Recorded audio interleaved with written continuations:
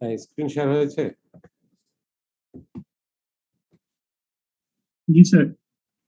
আচ্ছা, গতকালকে তোমাদের মোটামুটি ইন্ডেক্স প্রপার্টি এবং ক্লাসিফিকেশনের কন্টেন্ট গুলো নিয়ে তোমাদের সাথে একটা ওভারঅল একটা আলোচনা হয়েছে, এবং এরপরে তোমাদেরকে আমি গতকালকে যে লেকচার নোট গুলো ছিল আমার প্রিপেয়ার করা, সেগুলো সবগুলো মেইল করেছি। পেয়েছো কিনা তোমরা ক্লাসরুমে? হ্যালো। জি স্যার, পেয়েছি। হ্যাঁ, ওখানে দেখো, ওখানে বেসিক্যালি টোটাল জিওটেকনিক্যাল ক্লাসের সিলেবাসই আমি টোটাল কন্টেন্টটাই তোমাদেরকে মেইল করা হয়েছে। আমার পার্টটুকু, এবং ফারুক স্যার তো স্যারের মতো করে পড়িয়েছে, বাট তার বাইরেও আমি আমার নিজের যেই লেকচার নোটগুলো ছিল সেগুলো আমি তোমাদের সাথে শেয়ার করেছি। স্পেশালি স্যার যেই তিনটা চ্যাপ্টার স্যার পড়িয়েছিল, কম্প্যাকশন, কনসলিডেশন এবং শিয়ার স্ট্রেংথ, এই তিনটা চ্যাপ্টারই যথেষ্ট বড় চ্যাপ্টার, বাট স্যার হয়তো স্যারও কভার করেছে, এবং আমিও তোমাদের সাথে আমার যে লেকচার নোটগুলো ছিল সেগুলো তোমাদের সাথে শেয়ার করি। আর এখন দেখো, এখন তোমাদের সাথে ডিসকাশনের বেসিক্যালি যে ডিসকাশন নিয়ে যে টপিকগুলো বাকি, সেটা হচ্ছে স্ট্রেস এবং স্ট্রেস পারমিয়াবিলিটি, এবং সি পেজটা টোটালি আলোচনা করা হয় নাই। সি পেজটা আমি একটা সেপারেট ক্লাসে তোমাদের সি পেজটা আলোচনা করব, কারণ আমি তিনটা ক্লাস যেহেতু তোমাদের রিক্যাপ নিচ্ছি, আরেকটা ক্লাস নিব, ওখানে তোমাদের সি পেজ নিয়ে আলোচনা হবে। আজকে ওভারঅল স্ট্রেস এবং পারমিয়াবিলিটিতে তোমাদের যে কন্টেন্ট গুলো ডিসকাস করেছিলাম সেটা নিয়ে তোমাদের সাথে আলোচনা হবে। এবং তার আগে যদি একটু তোমাদের গত গত ক্লাসে যেই টপিকগুলো নিয়ে আলোচনা করেছি সেটা নিয়ে তোমাদের যদি কোনো কোশ্চেন থাকে সেটা তোমরা করতে পারো। গত ক্লাসের যে লেকচারটা ছিল তার উপরে, বা তোমরা তো এই জিনিসগুলো তোমাদেরকে আগেও পড়ানো হয়েছে, সো সেটা নিয়ে যদি তোমাদের কোনো কোশ্চেন থাকে বা তোমাদের কোনো জানার কিছু থাকলে, তোমাদের কোনো কমেন্ট থাকলে তোমরা সেটা করতে পারো।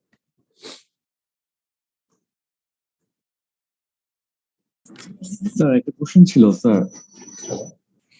অ্যাক্টিভিটি এন্ড সয়েলিং এর ব্যাপারটা একটু যদি বুঝতে পারতাম, মানে একটার সাথে আরেকটা রিলেশনটা, মানে অ্যাক্টিভিটি বাড়লে বা সয়েলিংটা কিভাবে বেড়ে যায় এই জিনিসটা। হ্যাঁ, জিনিসটা বেসিক্যালি তোমাকে বুঝাইতে হইলে বেসিক্যালি এটা আসলে মেকানিক্স এর পয়েন্ট অফ ভিউতে বোঝানো টাফ।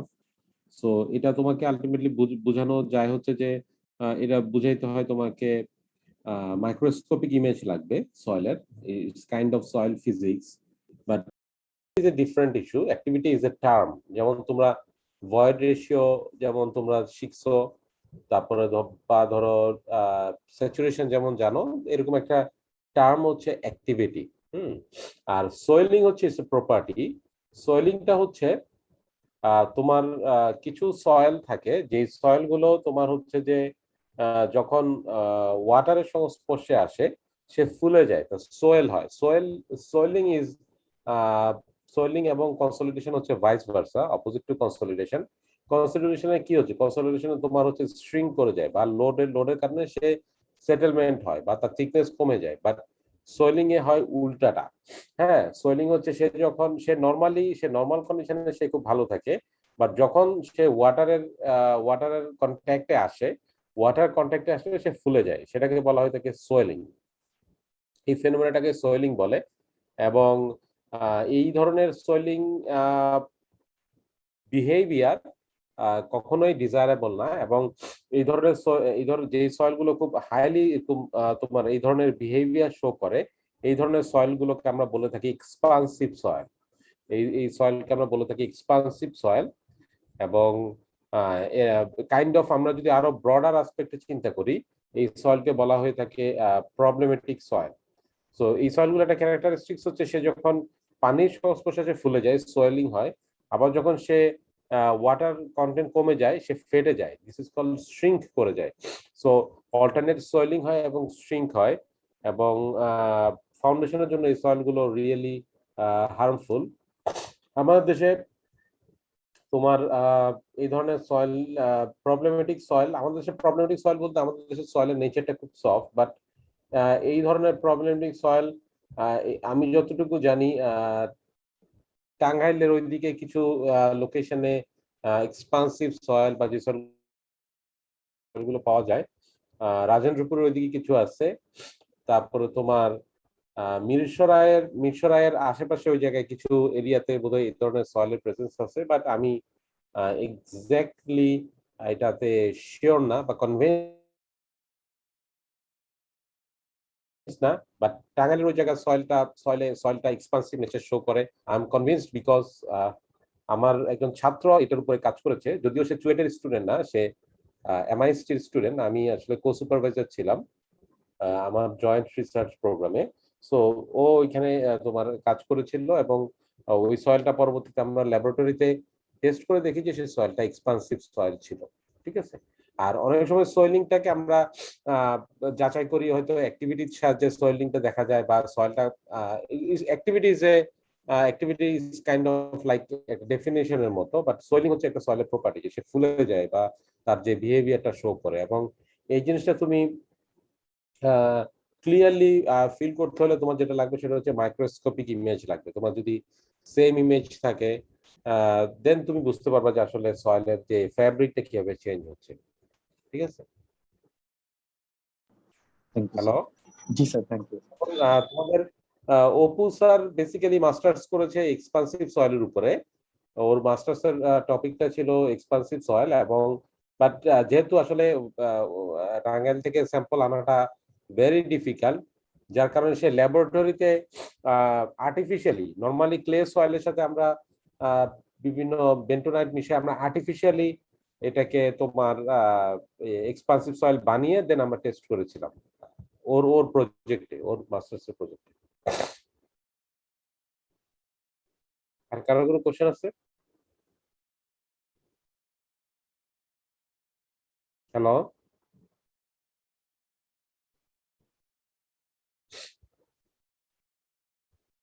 আমি কি আজকের ক্লাসের টপিকে মুভ করব?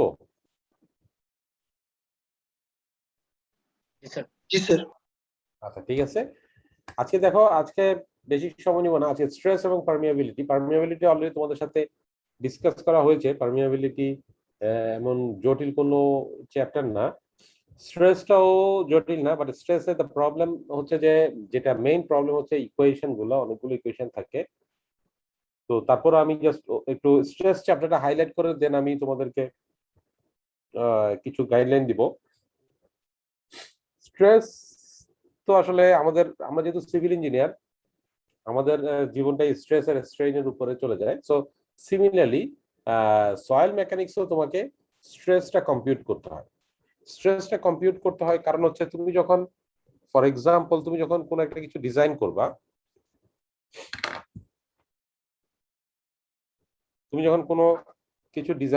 ধরো এটা হচ্ছে গ্রাউন্ড,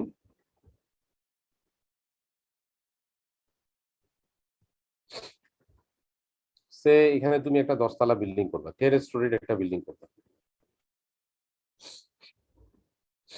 এখন এই বিল্ডিংটা করতে গেলে এই বিল্ডিং এর লোডটা ট্রান্সফার করার জন্য তোমার সয়েলে এর ক্যাপাসিটি কেমন, এই সেই জিনিসটা তোমাকে বের করতে হবে। এখন এখানে স্ট্রেসটা কেন জেনারেট হয় সয়েলে? ধরো এটা হচ্ছে তোমার সয়েলটা পুরোটাই আছে, ধরলাম যে এটা হচ্ছে সয়েল।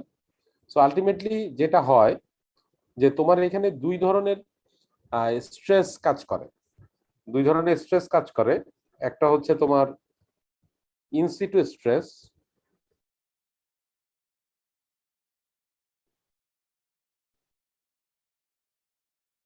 এবং আরেকটা হচ্ছে stress due to external load or applied load. এটা হচ্ছে ইনসিটু স্ট্রেস, আর একটা হচ্ছে stress due to external load. এখন ইনসিটু স্ট্রেস মানে কি? ইনসিটু স্ট্রেস মানে হচ্ছে কিছুই না, ইফেক্টিভ স্ট্রেস, যেটা তোমরা শিখে আসছো। তোমাদেরকে ইফেক্টিভ স্ট্রেসের যে ক্যালকুলেশনটা শিখিয়েছিলাম সেটা হচ্ছে ইনসিটু স্ট্রেস। তার মানে হচ্ছে কি, দেখো, ধরো এখন তোমার এখানে পয়েন্ট অফ ইন্টারেস্ট হচ্ছে পয়েন্ট এ, তোমার পয়েন্ট অফ ইন্টারেস্ট হচ্ছে পয়েন্ট এ।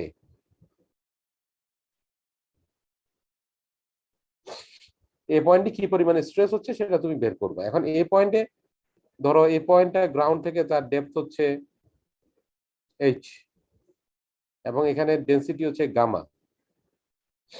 ঠিক আছে। তো এখন পয়েন্ট এ তে কি পরিমাণ স্ট্রেস কাজ করতেছে, পয়েন্ট এ তে কাজ করতেছে পয়েন্ট এর উপরে যে ওভারবার্ডেন, পয়েন্ট এর উপরে তোমার টোটাল যে সয়েল কলামের কারণে যতটুকু উপরে যে সয়েল এলিমেন্টটুকু আছে, এই সয়েল এলিমেন্টটুকু একটা স্ট্রেস দিচ্ছে ইনসিটু। মানে এটা অলওয়েজ এই স্ট্রেসটা কাজ করছে, মানে তার উপরে একটা ওভারবার্ডেন প্রেসার হিসাবে সে কাজ করে। ঠিক আছে, সেটাকে আমরা যখন টোটাল সয়েল এলিমেন্টের ক্ষেত্রে চিন্তা করি সেটাকে আমরা বলি টোটাল স্ট্রেস। হ্যাঁ, টোটাল সয়েল এলিমেন্টের জন্য যখন আমরা চিন্তা করি সেটাকে বলি আমরা টোটাল স্ট্রেস। সো টোটাল স্ট্রেসটা হচ্ছে দুইটা ভাগে ভাগ করা থাকে, একটা হচ্ছে পোর ওয়াটার নেয় একটা স্ট্রেস কে নেয় পোর ওয়াটার, আর একটা স্ট্রেস কে নেয় সয়েল স্কেলিটন। Soil skeleton. একটু লাইনে থাকো তোমরা।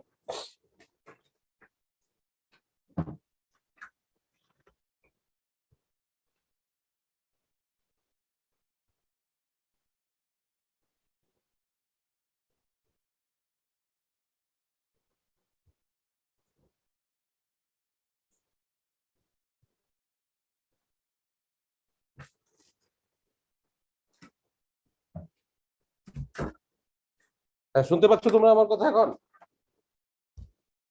জি হ্যালো? স্যার। আচ্ছা। হ্যাঁ, একটা হচ্ছে টোটাল স্ট্রেসটা যেটা তোমাদেরকে পড়ানো হয়েছিল, যে টোটাল স্ট্রেসে পোর ওয়াটার থাকে, সয়েল স্কেলিটন থাকে। সয়েল স্কেলিটন যে স্ট্রেস নেয় সেটা, তো সয়েল স্কেলিটনের স্ট্রেসটাকে আমরা বলি ইফেক্টিভ স্ট্রেস। সো হ্যাঁ, এফেক্টিভ স্ট্রেস। ঠিক আছে, তো এটাকে যদি আমি ম্যাথমেটিক্যালি ডিফাইন করি সেটা হচ্ছে sigma prime equals to sigma minus u. এবং এটা কম্পিউটেশনটা তোমরা জানো, তো এখানে আর আলাদাভাবে তোমাদেরকে কম্পিউটেশনটা শেখানোর কিছু নাই। এটা হচ্ছে একটা স্ট্রেস, ইনসিটু স্ট্রেস যদি আমি বলি, যে ফার্স্ট যে পার্টটুকু সেটা তোমরা ক্যালকুলেট করলে। এবং যেহেতু এখন বেসিক্যালি এর আগে আমরা আমরা 1920s বা 1930s এর আগে আমরা বেসিক্যালি টোটাল স্ট্রেসটা ইউজ করতাম, কারণ তখন আসলে স্যাচুরেটেড সয়েল মেকানিক্স এর কনসেপ্টটা ছিল না। বাট তেরজাগির যে প্রিন্সিপাল বা তেরজাগির যেই তেরজাগির ডেভেলপমেন্টের পরে আমরা এখন সয়েলকে চিন্তা করি, সয়েল হচ্ছে তোমার হচ্ছে স্যাচুরেটেড, এবং আমরা এখন আসলে যার কারণে এফেক্টিভ স্ট্রেস প্রিন্সিপালের উপর আমরা এখন সয়েলকে ডিজাইন করি। আরেকটা হচ্ছে stress due to external load. External load মানে হচ্ছে তোমার এখানে আর এর বাইরে কোনো লোড কি কাজ করতেছে কিনা। হ্যাঁ, এখন এর বাইরে দেখো এখানে একটা 10তলা বিল্ডিং, সো 10তলা বিল্ডিং এর লোডটা তোমার এই পয়েন্ট এর উপরে কাজ করতেছে। ঠিক আছে, এখন সে ফর এক্সাম্পল আমি যদি খুব সিম্পলিফাইড ওয়েতে চিন্তা করি, আমি ধরে নিলাম যে 10তলা বিল্ডিং এর লোডটা পয়েন্ট লোড আকারে কাজ করতেছে। 10তলা বিল্ডিং এর লোডটা পয়েন্ট লোড আকারে কাজ করতেছে, ডিস্ট্রিবিউটেড না। আমি জাস্ট ফর সিম্পলিসিটি আমি সেটা চিন্তা করলাম। এখন ফর এক্সাম্পল টোটাল বিল্ডিং এর লোড হচ্ছে পি। ঠিক আছে, এখন এই পি লোডটা কাজ করতেছে তোমার কিন্তু সারফেসে, পি লোডটা কাজ করতেছে সারফেসে। সো এই সারফেসের পি লোডটা কাজ করার কারণে পয়েন্ট এ তে তার ইন্টেন্সিটি কি হচ্ছে, বা একটা এক্সট্রা স্ট্রেস জেনারেট হচ্ছে, ডেফিনেটলি একটা স্ট্রেস জেনারেট হচ্ছে। বা এই পি লোডের কারণে পয়েন্ট এ তে কি পরিমাণ স্ট্রেস জেনারেট হচ্ছে, তিনটা কম্পোনেন্টই জেনারেট হয়, x, sigma y, sigma z. But আমরা যেটা করি যে আমরা আদার যে ল্যাটারাল যে দুইটা ফোর্স কম্পোনেন্ট সেটাকে আমরা ধরে নিই যে সেগুলো খুবই নেগলিজিবল। সো আমরা সেটাকে আসলে জিরো চিন্তা করি, আমরা অনলি কনসিডার থাকি ভার্টিক্যাল দিকে। যেহেতু আমি ধরে নিলাম যে এটা হচ্ছে জেড এক্সিস, এটা হচ্ছে X axis, so vertical stress ইনক্রিমেন্টটা কেমন হয় সেটাই আসলে আমাদের মূল চিন্তার বিষয় বা মূল ডিজাইনে আমাদের কনসিডারেশনের বিষয়। তার মানে হচ্ছে তোমার এই সারফেস লোডটার কারণে এখানে একটা স্ট্রেস ইনক্রিমেন্ট হচ্ছে, সেই স্ট্রেস ইনক্রিমেন্টটা যে কতটুকু হচ্ছে say for del sigma z, সেটাই হচ্ছে stress induced due to external load. ঠিক আছে, অথবা এক্সটার্নাল অ্যাপ্লাইড লোড। এখন এই লোডটার ধরন বিভিন্ন হতে পারে। এই লোডটার ধরন তোমার ডিস্ট্রিবিউটেড হতে পারে, এই লোডটার ধরন তোমার ইউনিফর্ম, তোমার ট্রায়াঙ্গুলার হইতে পারে, ট্রাপিজয়েডাল হইতে পারে, রেক্টেঙ্গুলার হইতে পারে। So any kind of distribution হতে পারে। এবং সেটার জন্য তোমার ডেরাইভড ফর্মুলা আছে। ফর্মুলা ডেরাইভেশনে আমরা যাই না, আমরা বেসিক্যালি ডিরেক্টলি ফর্মুলাগুলো ইউজ করি। সো এই ফর্মুলাগুলো যখন আমরা ইউজ করে আমরা স্ট্রেস ইনক্রিমেন্টটা আমরা বের করতে পারি ইজিলি, এবং সেই স্ট্রেস ইনক্রিমেন্টটাই পরবর্তীতে হচ্ছে আমাদের সয়েলের ক্যাপাসিটি ক্যালকুলেশনে ইউজ হয়। ঠিক আছে, তো তোমরা যদি একটু করে তোমাদের যদি মনে থাকে যে ফারুক স্যার যখন তোমাদেরকে কনসলিডেশন পড়িয়েছিল, কনসলিডেশনে তোমাদেরকে সেটেলমেন্টের এই ধরনের ইকুয়েশন পড়িয়েছিল বোধহয়। কি কি হবে, h by 1 plus h naught S না? equals CC into H divided by 1 plus C log sigma prime plus del sigma divided by del sigma prime. বলো, আবার বলো, বুঝতে পারি নাই। So CCH divided by 1 plus C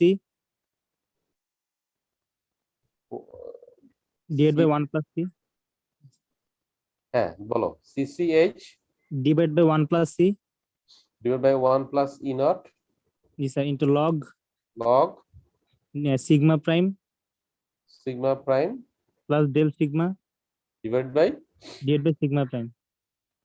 এটা কার জন্য? Normally consolidated জন্য না ওভার কনসলিডেটেড জন্য? Normally consolidated জন্য। হ্যাঁ, this is for normally consolidated clay. আচ্ছা, একটা জিনিস তোমরা একটু পড়ে রাখবা যে নরমালি কনসলিডেটেড ক্লে অ্যাকচুয়ালি তার রেসপন্স যখন তোমরা যদি শিয়ার স্ট্রেংথ চ্যাপ্টারটা পড়ো, you will see that the normally consolidated clay, the behavior of normally consolidated clay is identical to the loose sandy soil. In case of normally consolidated clay, C is assumed as 0. Why? My question is why. Please look into the question when you read shear strength chapter. ঠিক আছে? যাই হোক, তোমরা sir যখন তোমাদেরকে এই প্রবলেমটা করিয়েছিল নরমালি কনসলিডেটেড ক্লে এর, এখানে দেখো ডেল সিগমাটা স্যার হয়তো তোমাদেরকে একটা প্রবলেম সেট করেছিল, তাই না? ডেল সিগমা একটা প্রবলেম সেট করেছিল যে হয়তো 20 কেপিএ 30 কেপিএ। এই ডেল সিগমাটা বেসিক্যালি আসছে হচ্ছে তোমার এই যে stress due to external load থেকে। এখানে দেখো কনসলিডেশনে তোমরা যখন সিগমা নট ক্যালকুলেট করছো, দিস সিগমা নট অ্যাকচুয়ালি হচ্ছে যে তার ইনসিটু স্ট্রেস, মানে তার হচ্ছে এফেক্টিভ যে স্ট্রেসটা কাজ করতেছে সেটা, প্লাস ডেল সিগমা হচ্ছে যে stress due to additional load. So তোমার উপরে এখানে যে একটা এডিশনাল লোড কাজ করে, ধরো একটা এমবাঙ্কমেন্ট যদি কাজ করে বা ধরো একটা বিল্ডিং যদি কাজ করে, তার জন্য ওই পয়েন্টে তুমি যে পয়েন্টে সেটেলমেন্টটা কমপ্লিট করতেছো ওই পয়েন্টে কি পরিমাণ এডিশনাল স্ট্রেস জেনারেট হয়েছে সেটাই হচ্ছে ডেল সিগমা। ঠিক আছে? এবং তোমাদেরকে আমি কালকে যে টার্ম পেপার দিয়েছি, সো টার্ম পেপার 2টাতে কিন্তু তোমাদের সিমিলার টাইপের প্রবলেম ছিল যে, বাট আমি তোমাদের ক্যালকুলেশনের সুবিধার জন্য তোমাদেরকে আমি ওই ডেল সিগমাটা দিয়ে দিয়েছি। বুঝতে পেরেছো? হ্যালো মুহসিন? জি জি, না চলছে না। কতক্ষণ লাগবে? হ্যাঁ, আপনি 30 মিনিট বা 1 ঘন্টা পরে আসেন। আমি আসলে একটা অনলাইন ক্লাসে আছি তো। ঠিক আছে, আসেন। আমার লোকেশন হচ্ছে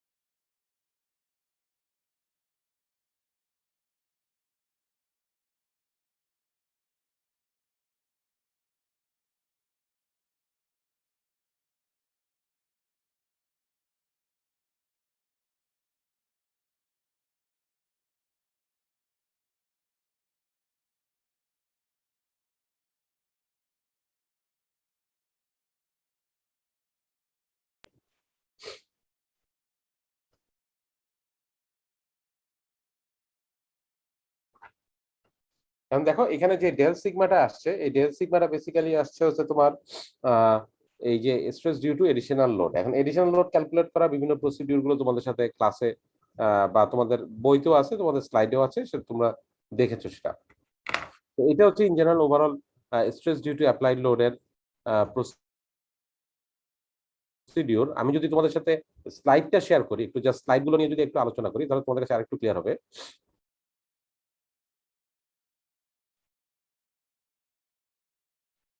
The stress due to applied load by stresses in soil, so importance গুলো নিয়ে জানা আছে, এটা তোমরা খুব এটা এটা এমন কোনো ইম্পর্টেন্ট বিষয় না, এটা যে এটা তোমরা বুঝতেই পারছো এবং এটা অলরেডি তোমাদের সাথে আমি ডিসকাস করেছি। এখানে দেখো it's a real world problem, the kissing silos. So দুইটা শাইলো দেখো, দুইটা শাইলো এরা টিল্ট করে গেছে এবং দে টাচ ইচ আদার। সো এই যে স্ট্রেস ইনক্রিমেন্ট আমাদের জানা কেন দরকার, বা স্ট্রেসের অ্যাপ্লিকেশনটা আমাদের সয়েল মেকানিক্সে কি, সেটার জন্য আসলে এখানে এই জিনিসটা হাইলাইট করা হয়েছে। দেখো এখানে যদি তুমি স্লাইডের লেখাটা যদি দেখো, the kissing shallows, these shallows tilt toward each other at the top because stresses in the soil overlap at and near the internal edges of their foundation. The foundations are too close to each other. ঠিক আছে? So জিনিসটা তোমরা আরেকটু clearly দেখতে পারবা। এটা হচ্ছে একটা বইয়ের চ্যাপ্টার। দেখো এখানে এই শাইলো দুটো যেটা ছিল যে তাদের ফাউন্ডেশন গুলো খুব ক্লোজ ছিল। সো ফাউন্ডেশন গুলো যখন খুব ক্লোজ থাকে, তার তার হচ্ছে তোমার স্ট্রেস ইনক্রিমেন্টটা খুব বেশি থাকে। এটা এটা এটা তোমার এটা যদি আমি আরেকটু তোমাদেরকে এখানে এক্সপ্লেন করি,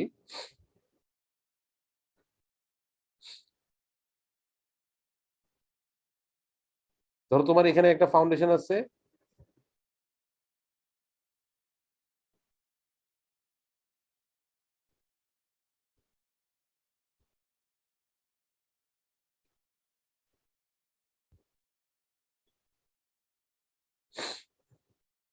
এখানে একটা ফাউন্ডেশন আছে। সো এখানে তোমাদেরকে আমি সম্ভবত ডিসকাস করেছিলাম প্রেসার বাল্ব নামে। প্রেসার বাল্ব বলেছিলাম তোমাদেরকে,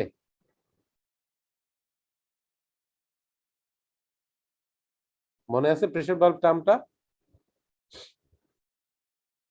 হ্যালো, জি স্যার।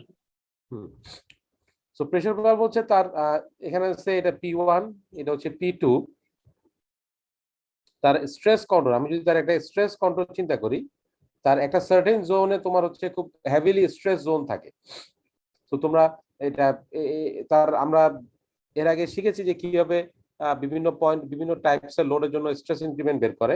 সো স্ট্রেস ইনক্রিমেন্ট বের করে সিমিলার স্ট্রেস গুলো, সে ধরো তুমি 0.2 সিগমা জেড বা 0.2 ইনক্রিমেন্টের বা 0.2 পি এর সেম স্ট্রেস গুলোকে তুমি যদি এভাবে লাইন ড্র করো, তুমি এরকম একটা প্রেসার আইসোবার পাবা।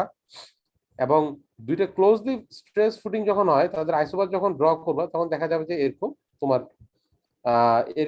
এরকম তোমার হচ্ছে একটা আইসোবার হচ্ছে। যেহেতু P2 ধরলাম যে P2 load is greater than P1, so P2 এর আইসোবারটা একটু মাচ মোর ইলাবোরেট। এখানে যেটা হচ্ছে দেখো, P1 এর যে একটা স্ট্রেস ইনক্রিমেন্ট এবং P2 এর স্ট্রেস ইনক্রিমেন্ট, তার একটা সার্টেন পোর্শন ওভারল্যাপ করে গেছে। সো ওভারল্যাপ যেখানে করে গেছে, এই পয়েন্টটা হচ্ছে খুব হেভিলি স্ট্রেসড জোন। ওভারল্যাপ করে যখন যায়, সেটা হচ্ছে হেভিলি স্ট্রেস জোন। অলরেডি তার পুরো জায়গাটাই স্ট্রেস আছে, বাট এখানে কিন্তু স্ট্রেস ওভারল্যাপ করে গেছে। সো স্ট্রেস ওভারল্যাপ করে যাওয়া মানে হচ্ছে এই জায়গাটা heavily stressed zone. So heavily stressed zone হওয়ার কারণে যেটা হয় কি, এই জায়গাটাতে সয়েলের বিয়ারিং ক্যাপাসিটির ফেলিউরটা হয়। সয়েল তার ক্যাপাসিটিটা নিতে পারে না। সয়েল যখন তার ক্যাপাসিটিটা নিতে পারে না, তখন আলটিমেটলি কি হয়, ফাউন্ডেশনটা টিল্ট করে বা ফাউন্ডেশনটা কলাপস করে যায়। সো যার কারণেই তোমরা দেখবা যে তোমরা যখন পাইল ফাউন্ডেশন করেছো, সয়েল টুতে তোমরা পাইল করেছো, সয়েল টুতে তোমরা শ্যালো ফাউন্ডেশন করেছো, এবং ওখানে কিন্তু তোমাদেরকে শেখানো হয়েছিল যে দুইটা ফাউন্ডেশনের মধ্যে একটা মিনিমাম ডিস্টেন্স রাখতে হবে। দুইটা শ্যালো ফাউন্ডেশন যদি করো, তার মধ্যে একটা মিনিমাম ডিস্টেন্স রাখতে হয়। দুইটা পাইল যদি হয়, ইভেন দুইটা পাইলের ক্ষেত্রে তোমার একটা মিনিমাম ডিস্টেন্স রাখতে হয়। কারণ তুমি দুইটা যদি খুব ক্লোজলি স্পেসড পাইল প্লেস করো, আমি যদি সেকশনটা দেখি, সো এই পাইলের কারণে একটা স্ট্রেস, দুইটা ক্লোজলি স্পেসড পাইল যদি থাকে, ফর এক্সাম্পল এরকম, তো এই পাইলের কারণে একটা স্ট্রেস তার ইনভেলপ ডেভেলপ করে। সো তার একটা ওভার স্ট্রেস, তার একটা ওভারল্যাপ করার চান্স থাকে, এবং ওভারল্যাপ যখন করে, তখন হচ্ছে যে স্ট্রেস ইনক্রিমেন্টটা খুব বেশি হয়ে যায়, সয়েলের ক্যাপাসিটিটা লো হয়ে যায়, বা সয়েল তার বিয়ারিং ক্যাপাসিটি ফেলিওর হয়, যার কারণে অনেক ক্ষেত্রে এই টিল্টিংটা হয়। এবং এই কারণে আমাদের বিএনবিসিতে এবং যে কোনো গাইডলাইনে তুমি দেখবা যে দুইটা পাইলের ক্ষেত্রে মিনিমাম একটা ডিস্টেন্স সাজেস্ট করা হয়। দুইটা বিটুইন টু পাইলস এবং দুটো ফাউন্ডেশনের মধ্যে একটা মিনিমাম ডিস্টেন্স প্লেস করা হয়। ফাউন্ডেশনটা যখন স্লোপে থাকে, ফাউন্ডেশনটা যেমন তোমরা বিএনবিসিটা যদি পড়ো, সয়েল টুতে হয়তো তোমাদের সাথে এটা ডিসকাস করা হয়েছে যে ধরো তুমি তোমার কোনো একটা ফাউন্ডেশন স্লোপে, সো স্লোপে যখন কোনো ফাউন্ডেশন থাকে তার একটা মিনিমাম ক্লিয়ার ডিসটেন্স থাকবে, তার একটা মিনিমাম ভার্টিক্যাল ডিসটেন্স রাখতে হয় to avoid A stress overlap. ঠিক আছে, সো এই স্ট্রেস ওভারল্যাপটা খুব ইম্পর্টেন্ট একটা ইস্যু।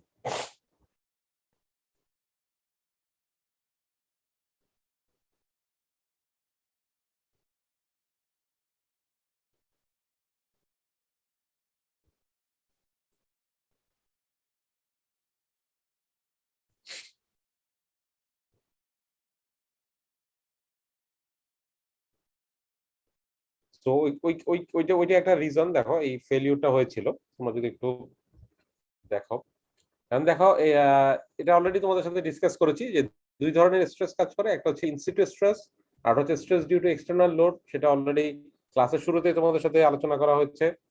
এফেক্টিভ স্ট্রেস এর কনসেপ্টটা তোমরা পুরোটাই জানো, আমি যতটুকু বুঝি যে এফেক্টিভ স্ট্রেসটা তোমাদের সাথে ডিসকাস করা হয়েছিল এবং এফেক্টিভ স্ট্রেসটা কিভাবে ক্যালকুলেট করে সেটাও তোমাদের সাথে ডিসকাস করা হয়েছিল। সো এটা তোমরা জাস্ট সিম্পল স্লাইডগুলো যদি দেখো, তোমরা আমার ধারণা তোমাদের আইডিয়া থাকবে এবং তোমরা বের করতে পারবা। এখানে দেখো কিছু টিপিক্যাল স্লাইড বা টিপিক্যাল ডায়াগ্রাম এখানে দেখানো হয়েছে। যদি ড্রাই সয়েল হয় ইফেক্টিভ স্ট্রেস কিরকম হবে, যদি স্যাচুরেটেড সয়েল হয়, কমপ্লিটলি স্যাচুরেটেড সয়েল কলাম হয়, তাহলে ইফেক্টিভ স্ট্রেস কেমন হবে, যদি পার্শিয়ালি স্যাচুরেটেড হয়, যে ওয়াটার টেবিল একটা সার্টেন ডেপথে, এই এখানে যে প্রবলেমটা এখন দেখতে পাচ্ছ, এই ধরনের সিনারিওটাই আসলে ফিল্ডে বেশি দেখা যায়। যে তোমার গ্রাউন্ডে তো খুব বেশি থাকে না, দেখা যায় যে তোমার ওয়াটার টেবিলটা থাকে হচ্ছে 1 মিটার বা 2 মিটার নিচে। তো 1 মিটার বা 2 মিটার নিচ থেকে তোমার ওয়াটার লেভেলটা যখন শুরু হয়, তার নিচে সয়েলটা তোমার স্যাচুরেটেড অবস্থায় থাকে, তখন তোমার স্ট্রেস কম্পিউটেশন কিভাবে করা যায় সেটা তোমরা অলরেডি তোমাদের সাথে ডিসকাস করা হয়েছে। তারপরে হচ্ছে তোমার এটা হচ্ছে সিপেজ এর কন্ডিশন। এখানে এরপরে আরো 3টা ডায়াগ্রাম আছে, যে নো ফ্লো, যেখানে যখন কোনো ফ্লো হচ্ছে না, জাস্ট কনভেনশনাল যে ইফেক্টিভ স্ট্রেস সেটা। আর একটা হচ্ছে সিপেজ হয়। সিপেজ মানে হচ্ছে সয়েলের মধ্যে যে পোর ওয়াটারটা থাকে, পোর স্পেসটা থাকে, পোর ওয়াটার না, পোর স্পেস থাকে, এই পোর স্পেসটা একটা গ্রেডিয়েন্টের কারণে ফ্লো করে, আপ স্ট্রিম থেকে ডাউন স্ট্রিমের দিকে সে ফ্লো করে, depending on the soil property, depending on the available head. হ্যাঁ, ঠিক আছে, এর উপর দিয়ে সে ফ্লো করে। এই ফ্লোটাকে বলা হয় থাকে সিপেজ ফ্লো বা সিপেজ বলে। তো সিপেজটা আমি নেক্সট ক্লাসেই তোমাদের সাথে ডিসকাস করবো যে কিভাবে ফ্লো সিপেজ যখন হয় তখন ইফেক্টিভ স্ট্রেসের ডিস্ট্রিবিউশনটা কিভাবে কম্পিউট করে। সো আপওয়ার্ড ফ্লো, এটা এই স্লাইডটা বেসিক্যালি সিপেজও তোমরা পাবা এবং আমি ডিসকাশনটা সিপেজেই তোমাদের সাথে করব, এখানে আর করছি না। যে তোমার আপওয়ার্ড ফ্লো হলে তোমার কিরকম হয়। দেখো এফেক্টিভ স্ট্রেসের আরেকটা কনসেপ্ট, যেটা এটা আমি আসলে আই এম নট শিওর যে আমি তোমাদেরকে যখন এফেক্টিভ স্ট্রেস পড়িয়েছি আমি তোমাদের সাথে এটা ডিসকাস করেছি কিনা। ক্যাপিলারি রাইজ কি তোমাদের সাথে ডিসকাস করেছিলাম? না স্যার। আচ্ছা, ক্যাপিলারি রাইসের ফ্যাক্টরটা যেটা হচ্ছে যে আমরা নরমালি ধরে নেই কি যে সয়েলের যে ওয়াটার লেভেল আছে, ওয়াটার লেভেলের নিচে হচ্ছে সয়েলটা তোমার হচ্ছে যে নিচে হচ্ছে সয়েলটা স্যাচুরেটেড, তার উপরে হচ্ছে সয়েলটা ড্রাই। সো তার উপরে বেসিক্যালি আমরা বাল্ক ওয়েটটা ইউজ করি এবং ধরে নেই পোর ওয়াটারের এফেক্ট আমরা কনসিডার করি না। বাট সারফেস টেনশনের কারণে সয়েলের যে গ্রাউন্ড ওয়াটার যে সারফেস যে ওয়াটারটা থাকে এবং সয়েলের প্রপার্টির উপর ডিপেন্ড করে দেখা যায় যে একটা ওয়াটার টেবিলটা, ইভেন গ্রাউন্ড ওয়াটারের টেবিলের উপরে যে ওয়াটার লেভেলটা থাকে, গ্রাউন্ড ওয়াটার টেবিলের উপরে কিছু সার্টেন ডেপথ পর্যন্ত সয়েল অ্যাকচুয়ালি স্যাচুরেটেড থাকে। সয়েল অ্যাকচুয়ালি স্যাচুরেটেড থাকে এবং ওইখানে একটা negative pore water pressure generate করে, negative pore water pressure generate করে। So negative pore water pressure generate করার ফলে কি হয়, ওই নেগেটিভ পোর ওয়াটার প্রেসারটা ইনডাইরেক্টলি সয়েলকে একটা পজিটিভ ইফেক্টিভ স্ট্রেস দেয়। সো এই যে ফেনোমেনাটা, এই ফেনোমেনাটাকে বলা হয় থাকে ক্যাপিলারি রাইজ, এবং ইফেক্টিভ স্ট্রেস কম্পিটিশনে আমাদের এই ক্যাপিলারি রাইজটা কনসিডার করা দরকার হয় অনেক ক্ষেত্রে। বাট নর্মালি যেটা হয় যে তোমাদেরকে যদি প্রবলেম সেট করার সময় যদি তোমাদেরকে বলা না থাকে তাহলে তোমরা ক্যাপিলারি রাইজটা কনসিডার করার দরকার নাই, তোমরা নর্মাল নিয়মে এফেক্টিভ স্ট্রেস করবা। বাট অনেক সময় ক্যাপিলারি রাইজের এফেক্টটা বলা থাকে, সেটাই দেখো স্লাইডে যদি তোমরা একটু দেখো যে soils above water table are generally not completely dry due to capillary rise. So যেটা আমরা নর্মালি ধরে নিই, আমরা এফেক্টিভ স্ট্রেস কম্পিটিশন ধরে নিই যে ওয়াটার টেবলের উপরে সয়েলটা হচ্ছে completely dry, but in general soil are not completely dry, rather after a certain distance they possess some saturation and they possess some pore water, and this pore water is actually negative pore water, and this negative pore water actually contribute to the stress increment of the soil. তো সেটাই বলা হচ্ছে। এবং এখানে দেখো যে এখন এই পোর ওয়াটার টেবলের উপরে সে কতটুকু পর্যন্ত তার এক্সটেন্টটা থাকবে, সেই ডেপথটা বের করার জন্য আমরা একটা আমরা অ্যাপ্রক্সিমেট ইকুয়েশন ইউজ করি, সেটাই বলা হচ্ছে। দেখো হেইজেন in 1990 they empirically proposed an equation of maximum capillary height, and which is actually related to the soil grain property. দেখো C is a constant, E is the void ratio, and D10 হচ্ছে তার particle layer corresponding to 10% finer. So তুমি যদি grain size property জানো, in that case তুমি D10 টা বের করতে পারবে, এবং সয়েলের আদার্স ফিজিক্যাল প্রপার্টি গুলো যদি জানো তুমি ই বের করে নিতে পারবে। ই মানে হচ্ছে ভয়েড রেশিও। সো সেইখান থেকে রিলেশন এইগুলো ইউজ করে তুমি এইচসি টা বের করে নিতে পারবে। এইচসি হচ্ছে তা কতটুকু ক্যাপিলারি হাইট তুমি কনসিডারেশনে নিবা সেটা, এবং সেটা জাস্ট সিম্পলি তোমার হচ্ছে নেগেটিভ তোমার হচ্ছে যে পোর ওয়াটার প্রেসার জেনারেট করবে। এবং এটা ক্যালকুলেশনটা পোর ওয়াটার প্রেসারটা কিভাবে হবে দেখো, অনেক সময় স্যাচুরেশনটা আমরা ধরে নেই যে আপার পোর্শনে, এই যে ওয়াটার টেবলের উপরে যে ক্যাপিলারি জোন, এই জোনে আমরা সবসময় ধরে নেই যে আমরা নর্মালি আমরা চিন্তা করতে পারি যে ডিগ্রি অফ স্যাচুরেশন 100% থাকবে, বা ডিগ্রি অফ স্যাচুরেশন সবসময় 100% থাকে না। হ্যাঁ, ফুললি স্যাচুরেটেড থাকে না, স্যাচুরেশনটা হয়তো 90 থাকে, 80 থাকে। সো ডিগ্রি অফ স্যাচুরেশন যদি জানা থাকে দেন তোমাকে পোর ওয়াটার প্রেসারটা রিভাইজ করতে হবে। দেখো ইউ ইকুয়ালস টু, নরমালি আমরা পোর ওয়াটার প্রেসার জানি কি, ইউ ইকুয়ালস টু গামা ডাব্লিউ ইনটু এইচ। সো গামা ডাব্লিউ হচ্ছে পানির ইউনিট ওয়েট, এবং এইচ হচ্ছে ক্যাপিলারি হাইট। বাট এখানে দেখো s in terms of degree of saturation এটা পার্সেন্টেজ কনসিডার করা হয়েছে, যে মাইনাস, যেহেতু এটা negative pore water, so minus s by 100। আমরা জানি যে ডিগ্রি অফ স্যাচুরেশন ম্যাক্সিমাম 100 হইতে পারে, সো 100 এ কত পার্সেন্ট আছে সেটাই এখানে কনসিডার করতে হয় তোমার negative pore water pressure calculate করার জন্য। সেটা বলা হচ্ছে দেখো যে স্লাইডে যদি দেখো যে capillary rise is due to suction created by the surface tension of water films around the particle. So এই সাকশনটা কিছু ওয়াটারকে তোমার ইনসার্ট করে ফেলে যে একটা সার্টেন জোনে, সেটাই বলা হচ্ছে। and this suction works as attractive particle to particle stress and creates negative pore water. So দুইটা সয়েল গ্রেইনের মধ্যে একটা সাকশন ক্রিয়েট করে, এই সাকশনটাই তোমার হচ্ছে যে একটা negative pore water pressure create করে ফেলে। এবং সেটাই বলা হচ্ছে যে theoretically the pore water pressure is minus gamma W HC.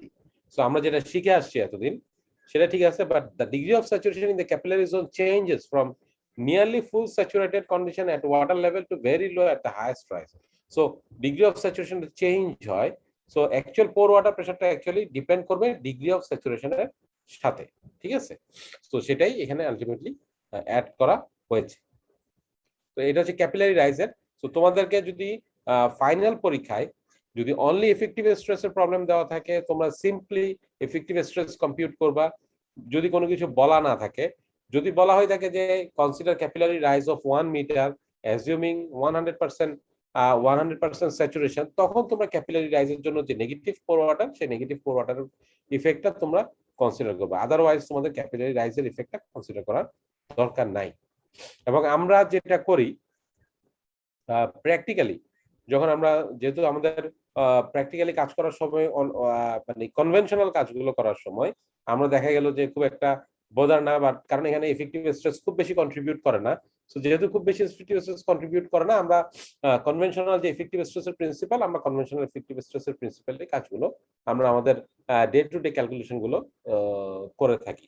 কারণ তোমার আলটিমেটলি ক্যাপিলারি রাইজের এফেক্টটা কতটুকু বা এটা আসলে কতটুকু এক্সটেন্ড যাচ্ছে, that is not known, because ওইটা বের করতে হলে তোমাকে আবার গ্রেইন সাইজ বের করতে হবে। সো অনেক সময় গ্রেইন সাইজে ডেটা থাকে না, বা অনেক সময় আমরা ঝামেলা, বা দেখা গেল যে এটা সয়েলের ক্যাপাসিটির উপরে তার এফেক্টটা খুব বেশি না। সো ইন দ্যাট কেস আমরা ডেইলি আমরা আমাদের জিওটেকনিক্যাল ইঞ্জিনিয়ারিং এর প্র্যাকটিসে হয়তো সবসময় এটা ইউজ করি না, বাট মাঝে মাঝে তোমাদের ফাইনাল এক্সামে তোমাদের এই ধরনের ক্যাপিলারাইজের এফেক্টটা দেওয়া থাকে। সো তখন তোমরা এই প্রসিডিউর গুলো ফলো করে প্রবলেম গুলো সলভ করো।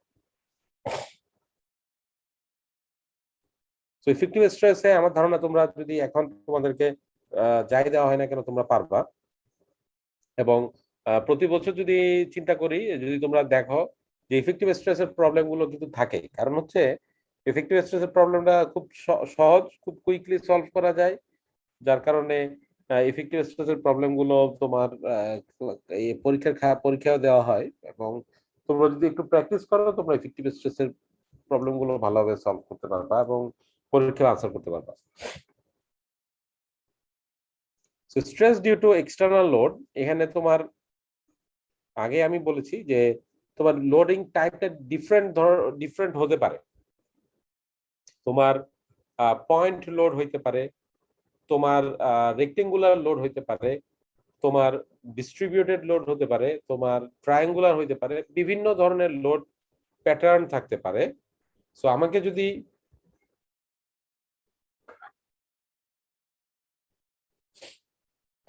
আমি যদি ড্র করি,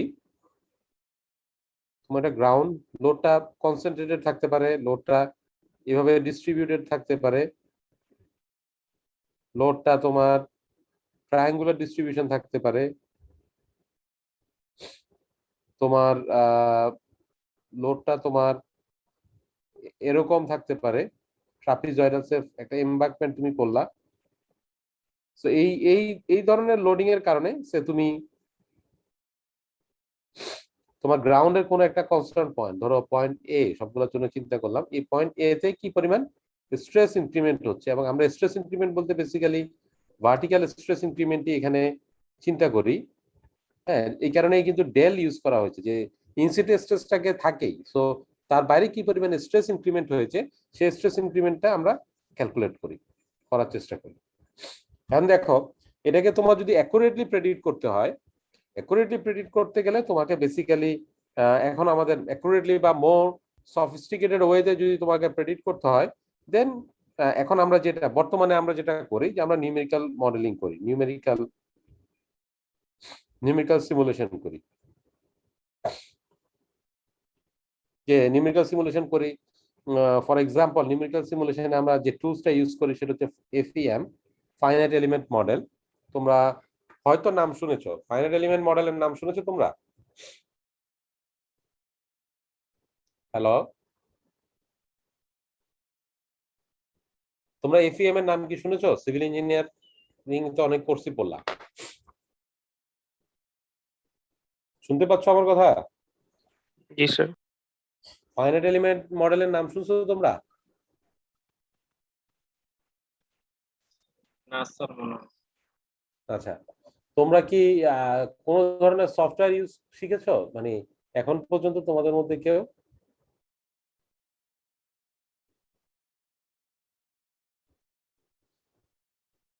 তোমরা কি কোনো সফটওয়্যার ইউজ পারো?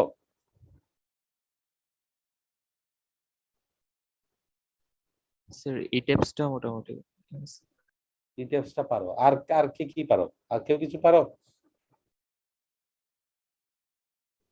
ডিটেলসটা কয়জনের মতো পারো?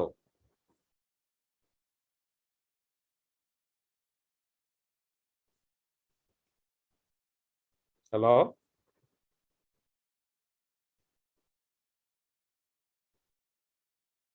আরে তোমাদেরকে জিজ্ঞেস করছি, তোমরা চুপচাপ আছো, মনে হচ্ছে যে এখানে তোমাদের পরীক্ষা নিচ্ছি। ডিটেলসটা কি কয়েকজন, একজন দুজন পারো না অনেকেই শিখছো? ইটেপস স্যার বেশিরভাগই স্যার পারে না স্যার। পারে না? জি স্যার। আচ্ছা, যাই হোক, তোমাদের যেহেতু সফটওয়্যার নলেজ তোমরা গেইন করো নাই, সো FEM নিয়ে আর ফার্দার আমি কথা বলবো না, ওকে, স্কিপ ইট। যাই হোক, নিউমেরিক্যাল সিমুলেশন মাধ্যমে আমরা অনেক কিছু আমরা অনেক একুরেটলি সেটাকে প্রেডিক্ট করতে পারি, বাট নিউমেরিক্যাল সিমুলেশন তুমি যদি ম্যানুয়ালি করতে যাও, সেক্ষেত্রে তোমার দুইটা জিনিস দরকার, একটা হচ্ছে তোমার ম্যাথমেটিক্স এর নলেজটা খুব ভালো থাকা দরকার, এবং আরেকটা জিনিস যেটা দরকার সেটা হচ্ছে তোমার কম্পিউটার ফ্যাসিলিটিটা দরকার, এবং সেটা numerical modelling is always time consuming. তো যার কারণে হচ্ছে আমরা নিউমেরিক্যাল সফিস্টিকেটেড নিউমেরিক্যাল মডেলিং এর দিকে আমরা যাই না। আমরা করি কি, আমাদের সাথে আমাদের ক্ষেত্রে মানে প্র্যাকটিক্যালি ইউজ করার জন্য বা কনভেনশনাল প্রজেক্ট ইউজ করার জন্য আমাদের কাছে কিছু অ্যাভেইলেবল অ্যানালিটিক্যাল সলিউশন আছে। ওই অ্যাভেইলেবল অ্যানালিটিক্যাল সলিউশন গুলো ইউজ করে আমরা ডাইরেক্টলি স্ট্রেস ইনক্রিমেন্টটা বের করি, যেটাই তোমাদেরকে এখানে তোমাদের কোর্সে তোমাদেরকে স্লাইডে দেখানো হবে যে বসিনেক্স ইকুয়েশন। সো বসিনেক্স ইকুয়েশন উনি কিছু অ্যাজাম্পশনের উপর বেস করে উনি ইকুয়েশন ডেভেলপ করেছেন। সো ওনার ইকুয়েশনটা দেখা গেল যে অনেক ক্ষেত্রেই রিলায়েবল রেজাল্ট দেয়। সো যেহেতু রিলায়েবল রেজাল্ট দেয়, সো আমরা স্ট্রেস এডিশনাল স্ট্রেসের জন্য ওনাদের ইকুয়েশন গুলো ইউজ করে কি পরিমাণ স্ট্রেস ইনক্রিমেন্ট হচ্ছে সেটা আমরা বের করে ফেলি, ঠিক আছে?